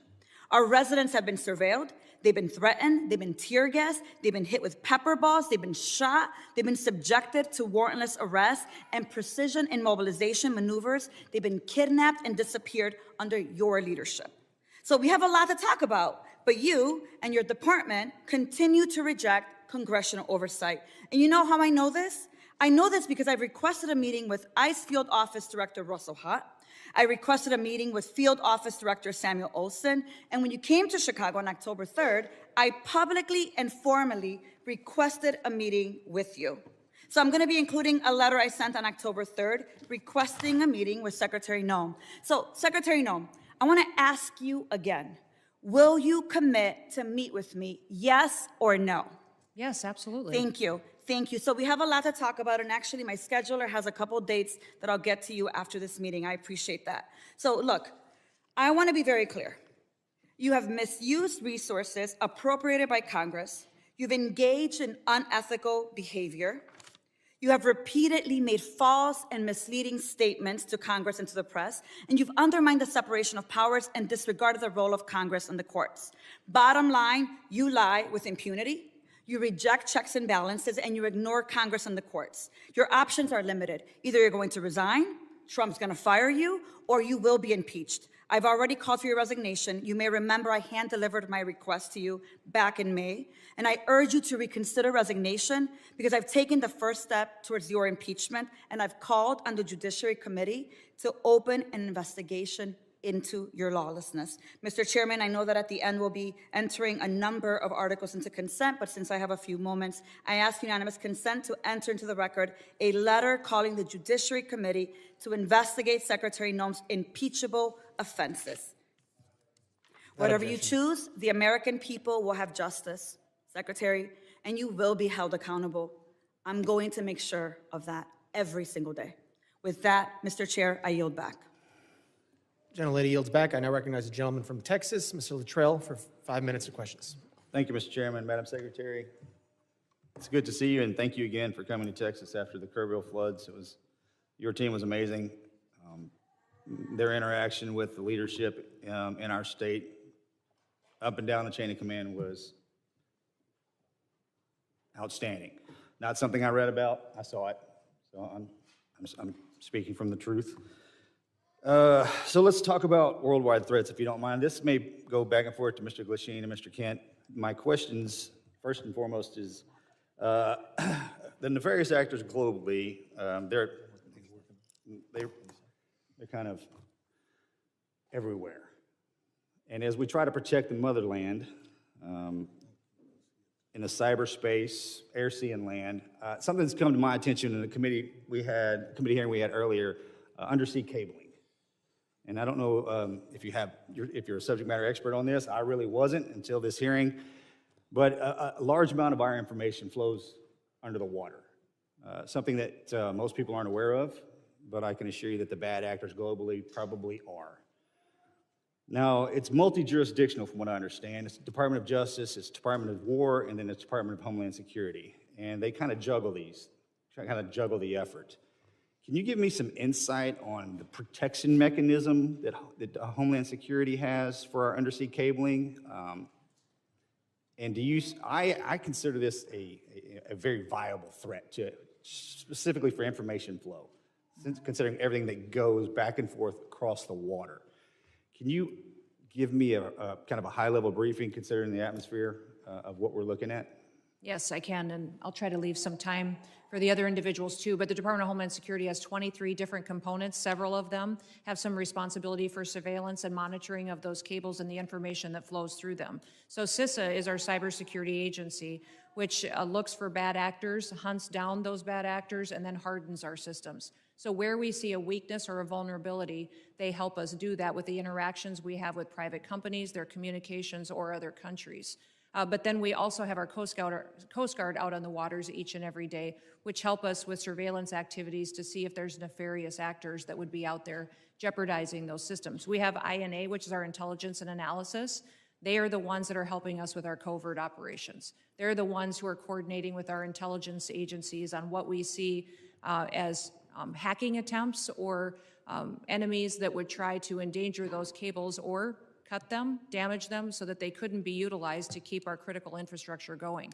FEMA is the agency that's responsible for, on our worst day, if we needed something or someone to run the government, if there was an attack in this country, FEMA is the agency that would do that and maintains the resources to making sure that we have an operating government in an emergency disaster situation. I know there's redundancy on the cabling system, and there's from what I understand, there's over 1 million miles of cable underwater. I want to make sure that we have enough protection in place so the ripple effect is not catastrophic to the country. Mr. Kent, you got something to add to that? I was going to shift over to Mr. Glasheen. In terms of undersea cabling, no, I do not. Okay. Mr. Glasheen, I have a question for you. So as far as trafficking, human trafficking, drug trafficking, this always hurts me to say this, but Houston, Texas is in my district, and it is the worst city in the country for sex trafficking in the country. I just cannot believe that. What is the FBI doing amongst other agencies? You just happen to be sitting here in front of me. And Madam Secretary, you can probably jump in on this too. Enough's enough. I understand the complexities of the World Wide Web and how these bastards are doing this, and we can't seem to grab a hold of them. What's the answer? Our HSI investigators specialize in child trafficking and human trafficking. They get up every single day and hunt down those individuals that victimize our children and partner with nonprofits and other agencies with the FBI to do that. Yes, it's shocking to me that Houston is one of the hotbeds as well. We need to take a better look at this because we're losing. I mean, we're losing so bad, I don't even know how to define it. And this has been happening. I said this exact same thing to Mr. Mayorkas, and if I was here before that, I'd say the same thing again. It's just, we have not figured it out. Mr. Glasheen, you got anything for that? Yeah, I would tell you, it's been a priority with this director. And, you know, so far this year, compared to last year, we have 300 plus human traffickers arrested, up 15%. I'm sorry, sir. Mr. Chairman, I yield back. I appreciate that, and I'll catch you after class. If one of the following witnesses wants to give him some time to answer that very important question, they can do that. Gentleman yields back. I now recognize the gentleman from New York, Mr. Kennedy, for 5 minutes. Thank you, Mr. Chairman. Secretary Noem, with about a year as DHS Secretary under your belt, there's no shortage of criticisms for me to choose from today. You've deported American citizens, bringing a level of inhumanity to this nation's immigration laws that I haven't seen in my lifetime. You've terrorized communities, including my own in Buffalo, New York, vowing to go after the worst of the worst, but instead detaining women, children, and hardworking individuals in pursuit of the American dream. You've botched a response to one of the most devastating floods we've seen, an extreme weather event along the Guadalupe River that took more than 130 innocent lives, including more than 35 children. Central Texas waited days for your agency to respond because of the reckless policies you've implemented. Your FEMA lead was missing in action, completely unreachable, as were FEMA's call lines, with 84% of calls unanswered on July 7th, 3 days after the floods. FEMA personnel, despite your slashing of their ranks, who were ready and willing to help, waited days to spring into action because of your policies. Disasters do not wait for bureaucracy. Your abysmal performance goes beyond your woeful disaster response. You've also taken a sledgehammer to FEMA's recovery, preparedness, and mitigation missions. You canceled more than $4 billion in building resilient infrastructure in communities funds, a program that helps communities reduce their risk of natural disasters. You withheld millions in FEMA funds for emergency alerting infrastructure found to be in violation of the Impound Control Act. You, perhaps most critical to my state of New York, canceled more than 90% of New York State's Homeland Security Program funding, including $134 million in urban area security initiative funds for New York City's greater metropolitan areas. You have mismanaged these grants to the point where cities and states, including New York, are suing you to recover counterterrorism funding that's lawfully theirs and that Congress intended for them to receive. It's a tragedy that we're here today discussing these cuts to counterterrorism and security grant funds for a city that was the main site of the September 11th attacks, the entire reason your department was established in the first place. As the ranking member of the Subcommittee on Emergency Management, it's my responsibility to show the American public how you've systemically upended FEMA and emergency preparedness as we know it. So I have a couple of questions. Simple yes or no answer will suffice. Would you agree with the national security officials' assessment that the United States has been operating in a heightened threat environment for several years now? Yes. Yes or no? Would you say New York City is susceptible to these kinds of security threats? Yes, and that's why they should spend So with New York the City $440 being the million number they one had in terrorist reserves target in the that nation, the federal government gave them with to New use York to City secure being their the number, city, when I which reclaim they my did time, not with New York spend. City being the They number did not one spend the security hundreds of threat in millions this of dollars nation, they had it's to secure their unconscionable city that you and would to cut release criminals on the street each and every day. $134 million in urban area security initiative funding for the city of New York. What compelled you to knowingly make our cities less safe with these funding cuts? What compels you, your mayor, and your governor to release thousands of criminals on the streets rather than to turn them over to ICE? You'd rather release Secretary Noem, a murderer out onto Secretary your Noem, street, you cut a rapist on your $134 street, million and honor our detainers. in You should funds honor our detainers to support the against violent security criminals of to get New them out York of New York City City. and the state of New York, the number one threat in this nation. In your own words, your cuts are blatantly political, callous, and outright dangerous. It's clear you have no interest in countering real threats in the homeland. While high-risk cities and disaster zones wait for help, you've devoted the past 11 months of violent raids, anti-police policies, and nonstop photo ops. You've brought shame to a department that was created after 9/11 in a time of unity to protect our people. Your failure to lead is a direct threat to the homeland security in our nation, and you should resign immediately. I yield back. Gentleman yields back. I now recognize the gentleman from Alabama, Mr. Strong, for 5 minutes of questions. Thank you, Mr. Chairman, ranking member, and members of this committee. I thank you, too, to our witnesses for being here today, for your work to protect the homeland in an increasingly complex threat environment. My question today focuses specifically on the evolving drone threat. Mr. Glasheen, the FBI's National Counter UAS Training Center at Redstone Arsenal is now the central hub for preparing federal, state, and local partners for drone threats at major events. What makes Redstone Arsenal such an effective location for this mission, and how does that setting support the scale of training required for World Cup, America 250, and the 2028 Olympics? Thank you for your question, Congressman. What makes Redstone a great partner for us is, one, the support that we have from Congress. Number two, the space we have there. The FBI has been in Huntsville for a long time. Huntsville also houses our Special Agent Bomb Technician Program, where we train bomb technicians, EOD professionals across the United States, and we model the counter UAS school off of that.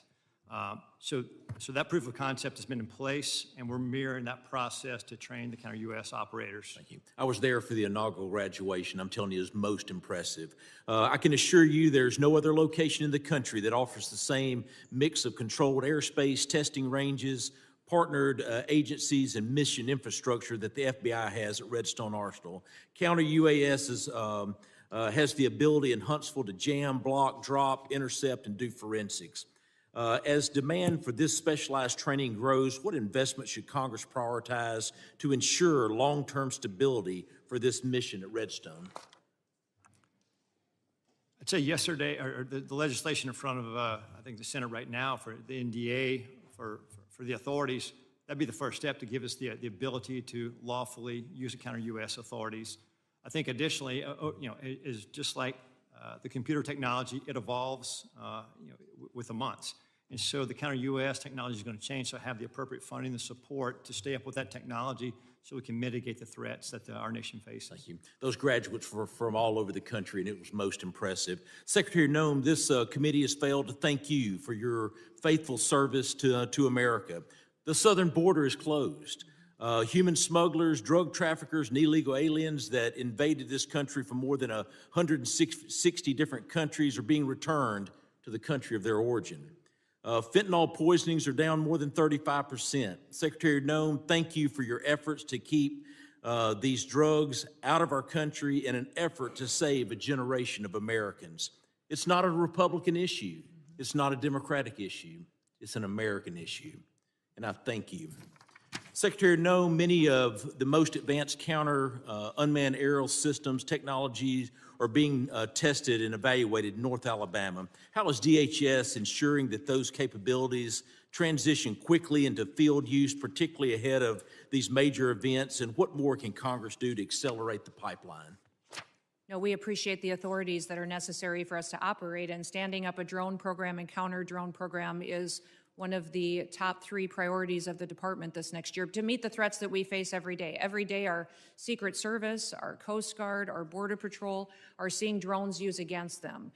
Criminals using them to surveil them, to find out law enforcement operations, and to leak them, and to put their lives in danger. So making sure that we have the ability to operate and to see far into the future and over our operations is important, but we also need the opportunity to take them down when necessary. We've seen the cartels using weaponized drones against each other. We know it's only a matter of time before we see that here on the homeland.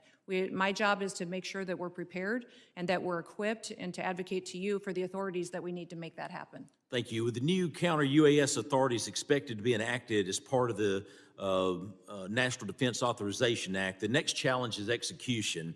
What concrete steps is DHS planning to take in the coming months to ensure that these new authorities are fully operational before the FIFA World Cup, the Olympics, and America 250? And I even want to take it even further. You start looking at college football, we've got to take it even further rather than they're all large gathering events. I actually had the Secretary of Security of the Southeastern Conference before Mr. Kennedy and my committee, and it was unbelievable. On any given weekend, 8 to 10 football stadiums with greater than 90,000 people there. We must defend the home front. And I'm sorry that my time has expired, but I thank you for being before this committee today. Appreciate the gentleman yields. I now recognize the gentlelady from New Jersey, Ms. McIver, for 5 minutes of questions. Thank you, Mr. Chairman and Ranking Member, for holding this hearing today. The greatest threat to the homeland right now is a Department of Homeland Security that the American people no longer trust, a department actively undermined by its own secretary. This is on you, Secretary Noem.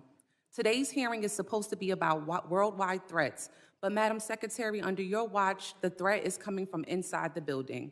Because when DHS, the department charged with keeping Americans safe, is caught breaking the law, lying to the American public, systematically dismantling oversight, fueling bigotry, and targeting vulnerable communities, trust is broken. Let's start with the basics. How can we trust your department with you at the helm? The American people deserve an answer, even if you've spent the past year dodging accountability like it's your full-time job. We need to talk about oversight. Oversight is not optional. It is not a courtesy because you feel like it. It is not something you entertain only when it's politically convenient to you. Yet, time and time again, Secretary Noem, you have treated congressional oversight as an inconvenience at best, and at worst, something to be invaded, ignored, or denied altogether. Republicans on this committee may be willing to hand over their constitutional duty in order to kiss this administration's butt cheeks, but I am not. I will never. My district is not, and the American people sure aren't.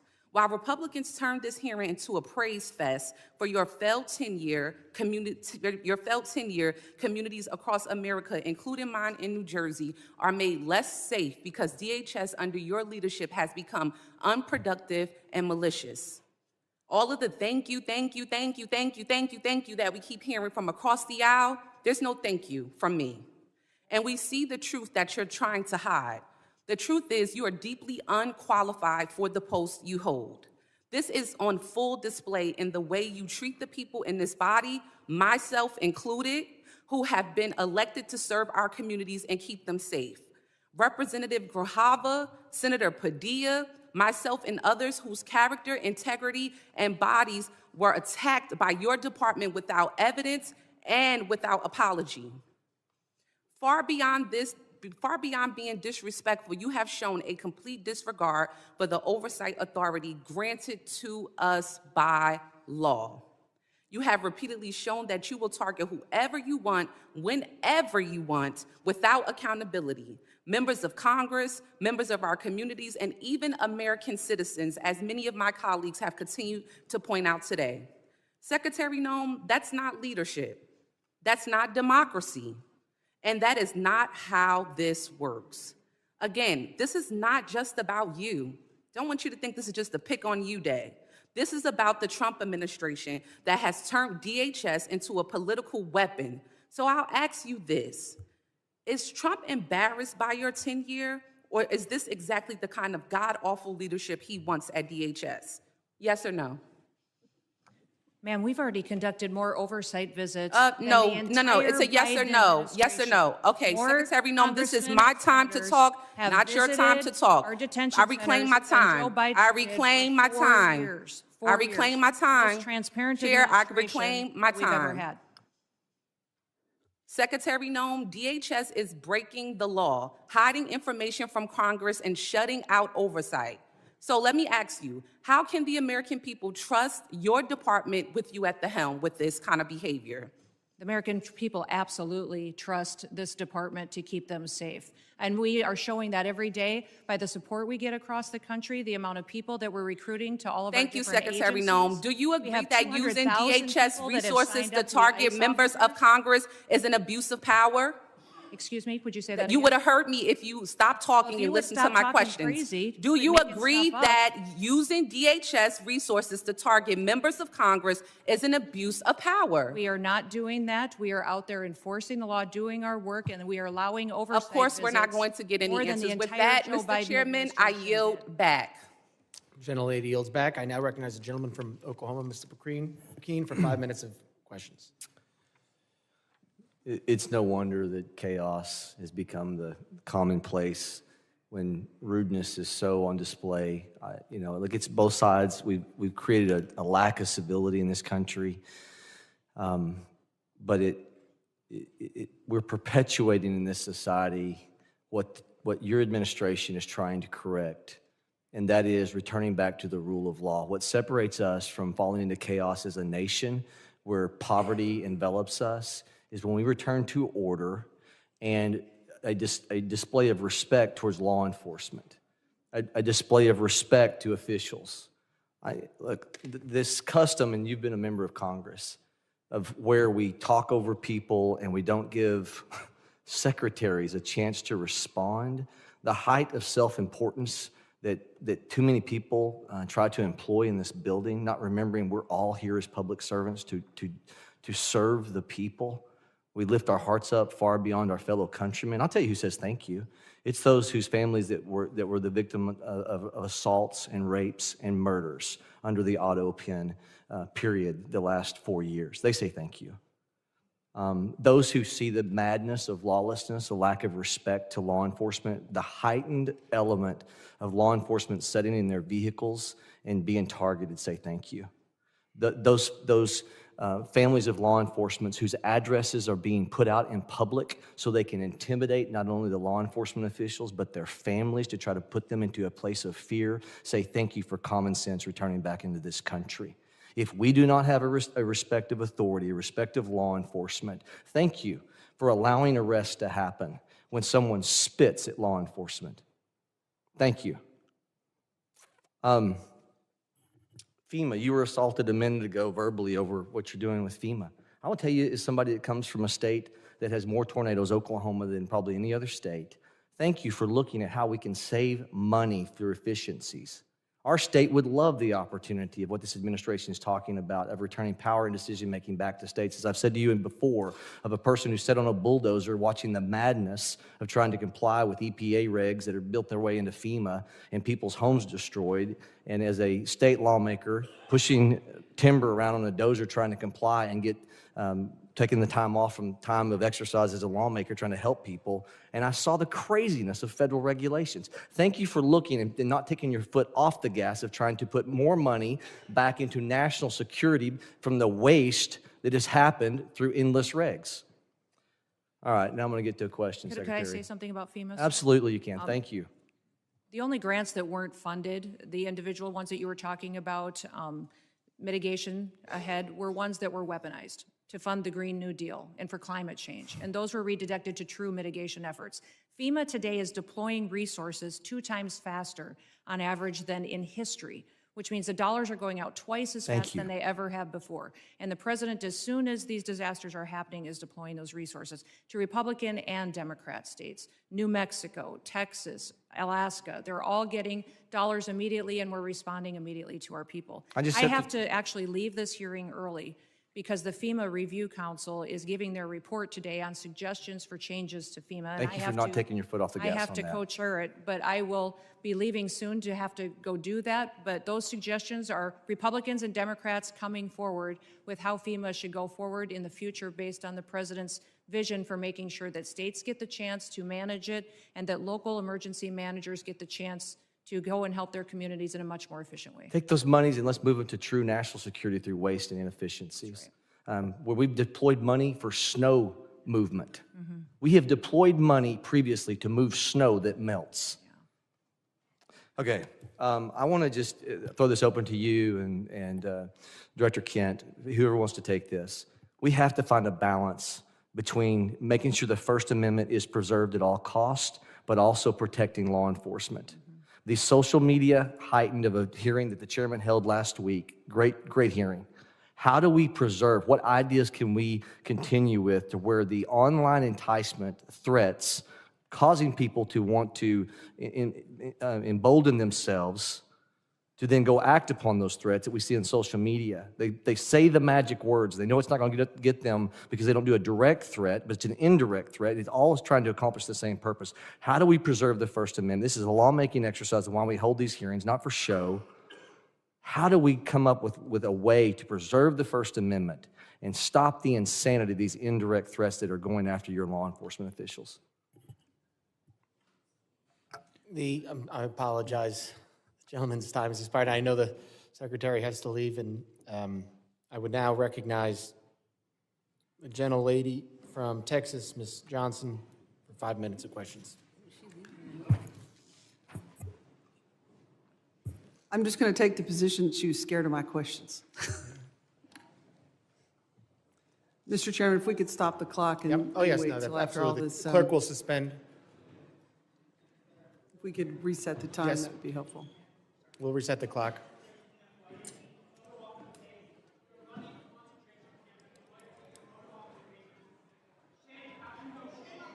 Gentlelady, prepared?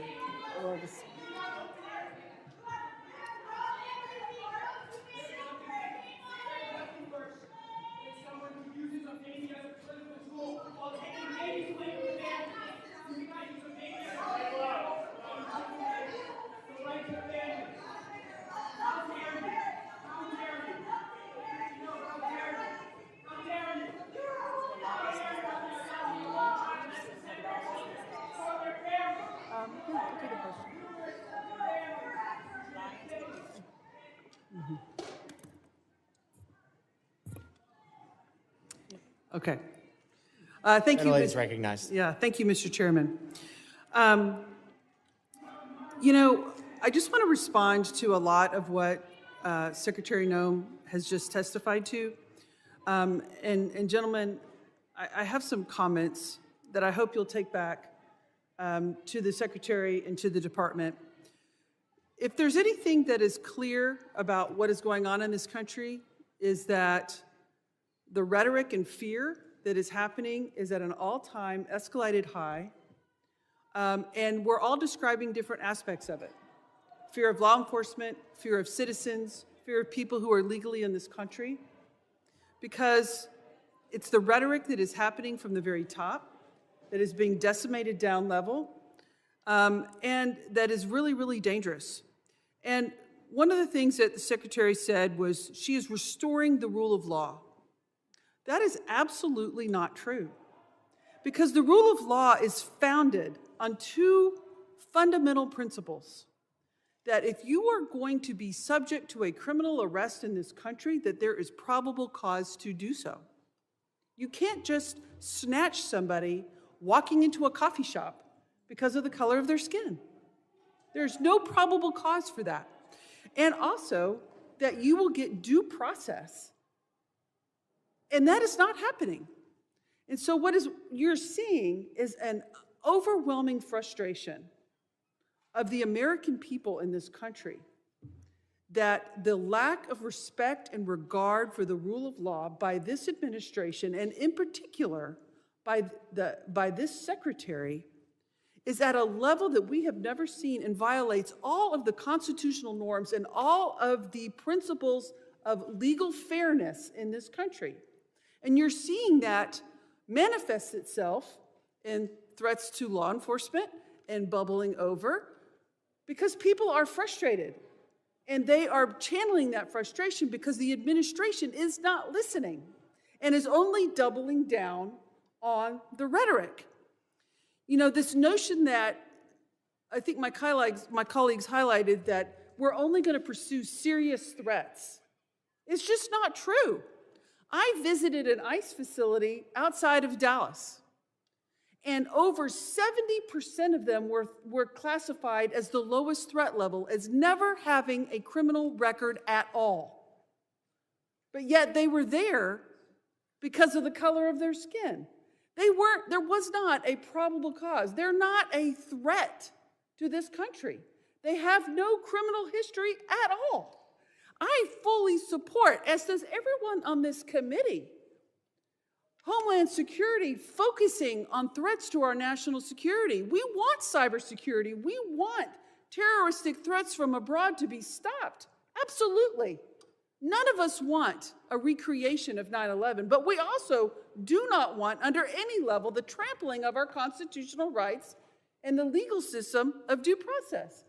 I have a poster here to highlight 3 American citizens that were arrested by ICE who had done nothing wrong. They presented themselves as American citizens, but yet were still trampled, assault. One had broken ribs, a brain injury, an older gentleman by being knocked down to the ground after he said, "I'm an American citizen." But yet they did not stop. And that is a huge problem. When somebody says, "I'm an American citizen," to ICE, and ICE does not stop and continues to assault them and physically berate them and then hold them for days and days on end without a due process hearing, that is a problem. And it is not stopping. We have brought these concerns to the Secretary and to agencies like yourself in these hearings time and time again through multiple letters. We've all written letters that have gone unresponded because this cannot happen in our country. And the reality of it is, in any law enforcement situation, and what we have happening out into the public, is there are ICE agents and there are Border Patrol agents that are doing their great job. They're doing what they're supposed to do. But there are also bad actors. There are people who are exceeding their authority. The power's gone to their head. The intimidation is outrageous. And there's no effort to rein them in by the FBI. There's no effort to rein them in by the Homeland Security. There's no effort to overcorrect, just like one of my colleagues highlighted, the reinstatement of one that was inappropriate. And these efforts are breaking down the trust of the American people. I hope you take these concerns back because they need to be addressed if we're going to address the violence in this country. I yield back. Gentlelady yields back. I now recognize the gentleman from Arizona, Mr. Creighton. Thank you, Mr. Chairman, for holding this committee hearing today. Thank you for the witnesses. Director Kent, you talked about what keeps you up at night. I believe you said, we don't know who came into the country in the last 4 years. And we've cited several times in this hearing that about 15 to 20 million people came into this country under the last administration. And something that you said actually shocked me. You said that 18,000 known and suspected terrorists entered into the country during the Biden administration. Is that correct? That's correct. That's deeply concerning, but I'm really not surprised. Many of us in this committee said that's exactly what was going to happen. I didn't know that those numbers would be as high as they are. One of the other things that really concerns me about what's going on in this country is we continue to let people into this country that do not want to assimilate to our culture and want to harm Americans. I want to go ahead and play a video.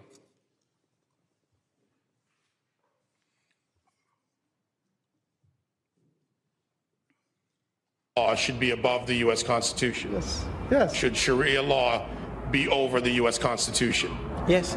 U.S. Constitution, which is made by people, and the Sharia law is made by Allah. So that is all the way above. That has to be definitely in the land, not for the America, for the whole world would be above. So that law should be above the U.S. Constitution. Yes. Do you feel more comfortable living under American law, or do you feel more comfortable living under Sharia law? Sharia law. I'm a Muslim. I prefer Sharia law. Sharia law, yes. You prefer Sharia law over American law? Of course, yeah. They always can come with the same accusations. This speaker supports death penalty for homosexuals. This speaker supports death penalty for this crime or that he is homophobic. These are general views that every Muslim actually has. Every Muslim believes in these things. If the law of the land is Islamic, we will respect the law of the land. What if it's not Islamic? If it's not Islamic, then the law of the land and those who make it can go to hellfire, honestly, because Allah said in the Quran, in chapter 33, verse 1, He said, O Prophet, fear Allah and do not obey the disbelievers and the hypocrites. You know why they're worried about the border? Watch this clip here that Vinny just sent with Al-Qaeda. I call upon every Muslim in the infidel, criminal, and arrogant United States. Does not matter if they're Arab, American, or other descent. I'm saying to all of them, revenge, revenge. Do not consult anyone by killing infidel Americans. You should have a lot of determination, and a list of your targets should be effective. Director Kent, what do you think when you see a video like that? I think we didn't have control of our borders, and we don't know who's come into our country. However, we have had around 2.7 million individuals from Muslim countries and Muslim regions who came in under the Biden administration, who went through minimal to no vetting whatsoever, who probably share values like the folks that you saw on the screen. Director Kent, are you aware that when we invite people into this country and they become citizens, they swear an oath to defend and support the Constitution and the laws of the United States of America and against all enemies, foreign and domestic? Yes. What do you believe the long-term consequences will be if the United States continues admitting individuals who either openly reject assimilation into American civic culture or who falsely swear an oath to uphold the Constitution despite having no intention of honoring it? We simply won't have a country anymore as we know it. I think we can look to Europe and to the UK to see exactly where this leads. I agree 100%. Director Kent, are you aware of some of the differences between U.S. Constitution and common law interpretations of the Sharia law? I am broadly, yeah. What are the differences in your opinion, and I know you're not a doctorate on this subject, but between the First Amendment, which guarantees freedom of speech and the press, including the right to criticize religions, religious texts, and public figures without government punishment? Yeah, the freedom of speech, I think, is huge because you don't have that under Sharia law, and you also don't have the assumption of innocence under Sharia law as we do. Many interpretations of Sharia, blasphemy, criticism of the Quran or the Prophet Muhammad can be a serious offense, sometimes punishable by death. And there are many others that I don't have time to get to, but I wanted to bring that up today so that Americans understand the differences and why we need to be very careful about who we let into this country. I thank you guys for the work you do. I thank you for those underneath you working so hard to keep the American citizens and people safe. Thank you, Mr. Chairman. I yield back. Gentleman yields back, and I remind if you don't get to questions that you want to ask, you can submit them for the record, so we can do that at the end. I now recognize the gentleman from Puerto Rico, Mr. Hernandez, for 5 minutes of questions. I have some matters of interest regarding immigration and FEMA, but before that, Mr. Kent, does the Bible say anything about freedom of speech? Not a biblical scholar. I don't think it does, and I am concerned about singling out Muslims and specific religions to talk about how their religious dogma conflicts with our laws and constitutions. I lament that Ms. Noem has had to leave early today, but I wanted to talk about the atrocities that the DHS's immigration enforcement and the pain it is causing in places like my home district of Puerto Rico. Just a few weeks ago, we witnessed ICE shove a pregnant woman. I cannot imagine, as an expecting father myself, the anxiety that family must have gone through when they took that person to the hospital and treated her for her injuries. Also, a few weeks ago, CBP detained Aracelis Terrero from the streets of Cabo Rojo. They put her on a plane, they sent her to Texas. She was in a detention facility. She was removed from the detainee location service, and she was not allowed to contact her attorney. Ms. Terrero was a domestic violence victim who was in Puerto Rico with a legal work permit. And I wanted to ask Ms. Noem if DHS policies allow CBP agents to detain persons who are legally in the United States. I wanted to ask Ms. Noem the legal authority behind the detention of Aracelis Terrero. I wanted to ask Ms. Noem why she was removed from the detainee location system. I wanted to ask Ms. Noem why Aracelis Terrero was not allowed to contact her attorney. Unfortunately, I predict that she would not have given us adequate answers based on the answers that she has provided to my colleagues here today. Now, I also wanted to raise a concern with Ms. Noem regarding TSA agents. In Puerto Rico, I witnessed how many TSA agents worked arduously without pay during the government shutdown, and how her announcement that they would get $10,000 as a bonus for working without pay during the pandemic actually created the opposite effect of boosting morale, because it was so selective that it excluded, apparently, most workers.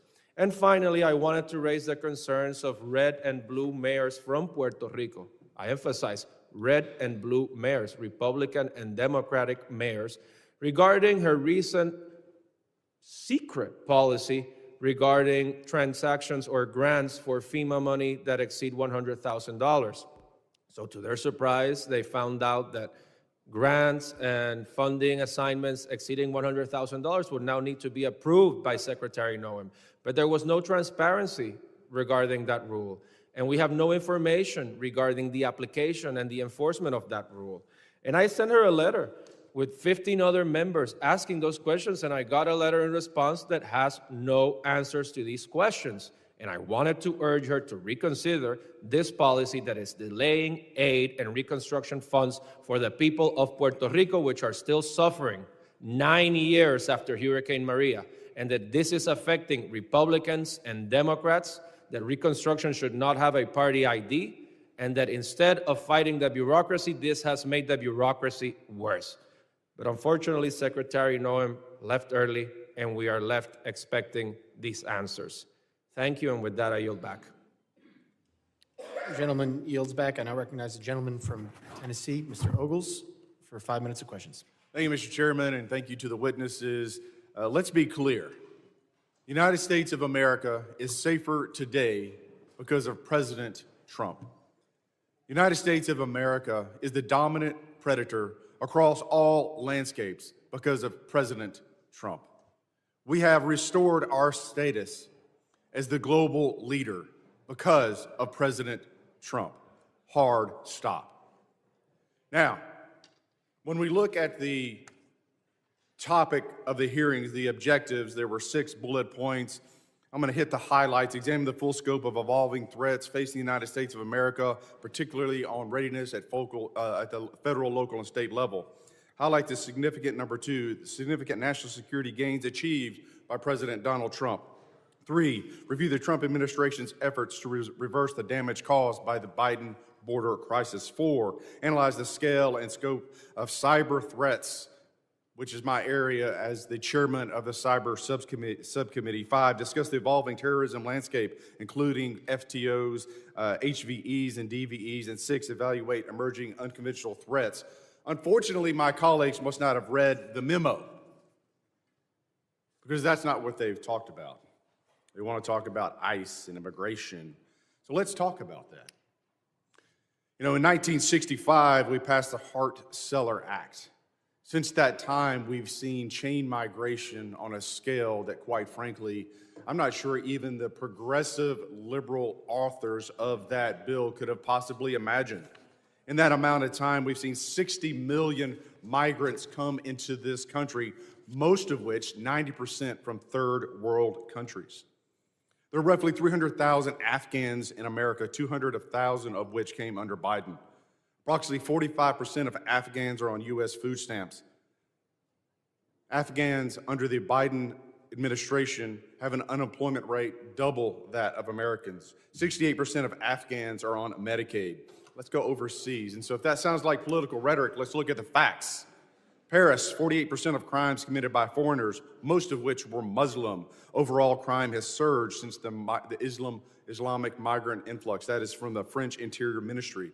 London, 40% of sex crimes are committed by foreigners, most of which are Muslims. That's the Metropolitan Police Department.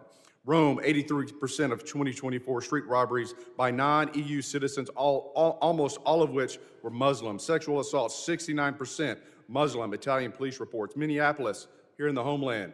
Violent crime in Cedar Riverside, a Somali hub, rose 56%, 2010 to 2018. Dearborn, Michigan, crime 105% above the national average. Hamtramck, outside of Detroit, 92% of assaults by Muslim immigrants. Drug arrests, 85% Muslim immigrants. Now let's go to Nashville, Tennessee, where a Somali man, a migrant who came in 2015, raped to death a woman on the steps of a church. I've had enough. I've said it once, and I'll say it again. Deport them all. This is our country. We get to decide who comes in, and we get to decide who has to leave. And I say, deport them all. 90% that have come into this country are from third world countries, most of which are sucking resources from American citizens, burdening our cities. They do not belong here. Mr. Kent, I'm chairman of the Cyber Subcommittee. Let's go into the scope and scale of the cyber threats posed by the CCP. I give you the floor, sir. CCP is probably one of the more aggressive actors in the cyberspace right now. NCTC is mostly focused on the terrorism realm and how terrorist actors are using the proliferation of encrypted devices and just the internet to spread propaganda. That's probably our biggest purview in terms of cyber. Mr. Glasheen? Chairman, I would say that the Chinese government, the CCP, is our greatest cyber threat. It is a full-time job, and the resources they throw at this is unbelievable. It's a major concern. You know, I want to thank the witnesses for being here, and I want to thank President Trump. You know, as I sit in the skiff and I'm reading the briefings from the CIA and the FBI on the daily attacks to our country and to our infrastructure, I appreciate the president, and I appreciate you gentlemen and your service to this country in keeping Americans safe. They have no idea what you do every single day. God bless you, and God bless America. Mr. Chairman, I yield back. Gentleman yields back. I now recognize the gentlelady from New Jersey, Ms. Poe, for 5 minutes of questions. Thank you, Mr. Chairman, and to our ranking member. Yes, indeed, we've spoken a great deal and learned many things here today, some of which are still going unanswered, many questions that all of us still have. And there are a vast number of threats that endanger our homeland, from increasingly sophisticated state-sponsored terrorist networks to evolving technologies. Our law enforcement agencies are engaging criminals on multiple fronts and facing significant demands every single day. Next year, there will be an increasingly heightened threat environment in my district in northern New Jersey as we host the World Cup. Federal counterterrorism grant funding is absolutely critical in keeping our communities safe against the evolving threat environment. This is why I have been so deeply disturbed by the decision of Secretary Noem to freeze, delay, and cut billions of dollars in federal counterterrorism grant funds. In February, her department, DHS, froze billions of dollars in counterterrorism grants that had already been awarded to states and cities. This decision left state and local public safety organizations unable to access critical funding. DHS then ignored legal deadlines for releasing this year's installment of the $1.5 billion for these counterterrorism programs. And when DHS finally released this funding, she abruptly and illegally slashed funding to states with Democratic governors like New Jersey. States and localities have sued in federal court for funding owed by the federal government that was appropriated for them by Congress. In October, I sent a letter to Secretary Noem, and if she was here, I would be saying this directly to her, signed by all of my Democratic colleagues in New Jersey's delegation, demanding that she stop playing politics with federal counterterrorism funding and immediately restore New Jersey's allocation. Specifically, I'm referring to the 50% cut to New Jersey's allocation of the Homeland Security Grant Program, which includes the Urban Area Security Initiative and the State Homeland Security Program. This is the single largest preparation grant program in the Federal Emergency Management Agency. New Jersey has relied on these federal grants to respond and prepare against terrorist attacks.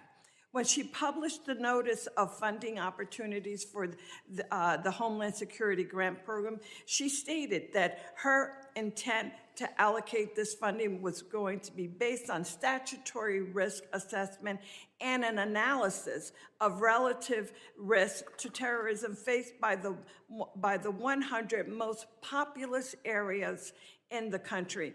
Under this process, New Jersey was preliminarily allocated around $19 million, but DHS final award notification, our state received just $9 million. The final award notification failed to explain why such drastic cuts were made. Instead, she simply stated that it was done, quote, per DHS directive. To this day, we have still not received, I have not received a response to my letter. And I absolutely cannot understand and am so incredibly disappointed by the fact that this administration continues to try and attempt to walk all over this body. Congress is Article 1 branch, and we demand that we've received the respect that is due and that she respond to the questions, and that is her responsibility and her job. Mr. Chairman, I yield back. Thank you. Gentlelady yields back. I now recognize the gentlelady from South Carolina, Ms. Biggs, for 5 minutes of questions. Thank you, Mr. Chairman, and thank you to the witnesses for being here today. I know you have a really difficult job. I want to take a moment just to highlight the fantastic work of the Homeland Security Advisory Council. I think when I say this, I speak on behalf of our entire South Carolina delegation when I say that I'm pleased to see South Carolina's own Governor Henry McMaster appointed to chair the HSAC. Since its inception in 2002, the Council's mission has been to offer the Department real-time advice across the whole spectrum of security issues, and I think this is especially critical for a state like mine in South Carolina, where we face everything from severe weather events such as Hurricane Helene to major port security and cyber security concerns. But I'll move on, and I would like to direct this statement to Director Kent. China is and has been for quite some time the primary great power competitor to the U.S. I think some of my colleagues have already established that today. And I think we've identified the pacing challenge for our national security strategies. Chinese companies have made land acquisitions near sensitive military sites in the U.S., and Chinese researchers have engaged in espionage and intellectual property theft. Chinese national encounters at our northern and southern borders surged in fiscal year 24, and China remains the primary supplier of precursor chemicals contributing to American overdose deaths. So my question, Director, is to what extent do you see a nexus between China's destabilizing activities and the terror threat landscape in the United States? Thank you for that question. That's a very important topic, especially in terms of fentanyl and the precursors the Chinese Communist Party provides. Working directly with the cartels, we have agents of the Chinese Communist Party, some directly affiliated and some indirectly affiliated, that are working with the cartels to continue to change essentially the recipe of the fentanyl, because as we designate these different precursors and they kind of fall off the market or become more regulated, these advanced chemists will then come into play, and they're the ones that provide the new ingredients, the new ways to manufacture fentanyl that kills American citizens. So this is something that we're looking at, in particular, the relationship between these Chinese actors and the Mexican drug cartels. Well, thank you so much. And sir, if you have any additional information, I'd be happy to hear. Yes, ma'am. Thanks for the opportunity. I think to your question is, if our country's destabilized, it creates a lot of vulnerabilities for us. And whether it be the fentanyl is what you're talking about here, it could definitely affect our national security. Regarding the fentanyl, one thing Director Patel recently did is we've recognized the challenge that fentanyl faces in the United States. And instead of continuing to address the symptom, look at the root of the problem. He recently went over to China, met with his counterparts at MSP, and they agreed to put 13 precursor chemicals on an export control list. And if we can prevent the chemicals and the precursors coming to the United States or into the, Mexico or anyone that puts together the fentanyl that comes into the United States, that can have a greater effect to reduce that threat to the United States. Well, thank you so much, and I appreciate you being here and hope you realize how important your work is. And I know the district, my 3rd district of South Carolina, is counting on you to continue that hard work. I yield back, sir. Gentlelady yields back. I now recognize the gentleman from Virginia, Mr. Walkinshaw, for 5 minutes of questions. Thank you, Mr. Chairman. I regret that Secretary Noem tapped out after 2 hours, but nonetheless, I want to focus on an issue that I think is really important: the misuse of taxpayer funds and the steering of DHS funds to politically connected firms tied to the Secretary's office, while hiding that activity from the American people. Secretary Noem has been criticized by members of her own party and by the Trump administration for being slow and ineffective when Americans actually need her help. Republican Senator Tom Tillis said she was, quote, slow off the mark in getting disaster aid out the door. A senior administration official recently told Politico that there was, quote, some fishy stuff going on with money at DHS.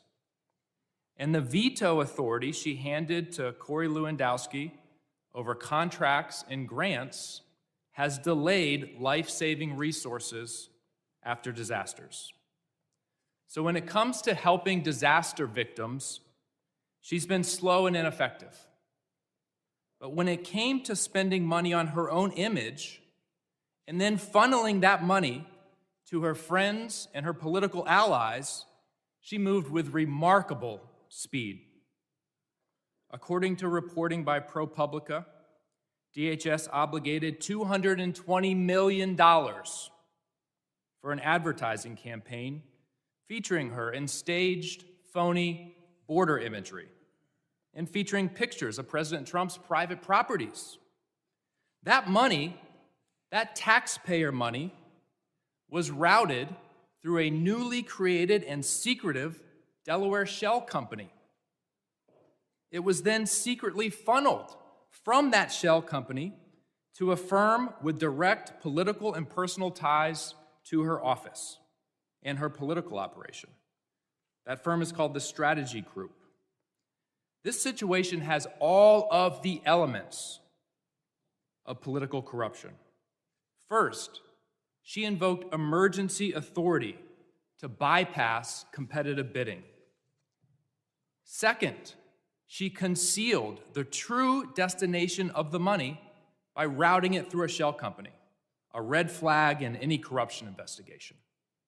Third, the firm that actually did the work, that filmed her attempting to herd cattle, has documented political and personal ties to the Secretary and her senior leadership.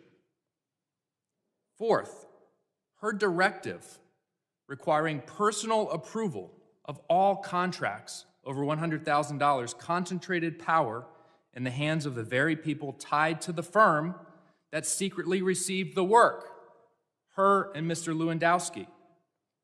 At the exact time this contract was executed, DHS was diverting investigators and resources away from child exploitation, away from child trafficking, away from illegal gun smuggling, yet somehow she found nearly $250 million to promote herself, and the money flowed to her political allies.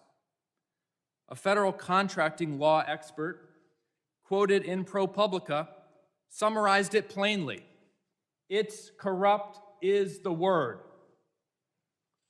That's what I would have liked to ask the Secretary about today. I would have asked if she personally approved the money that flowed to her political and personal allies. I would have asked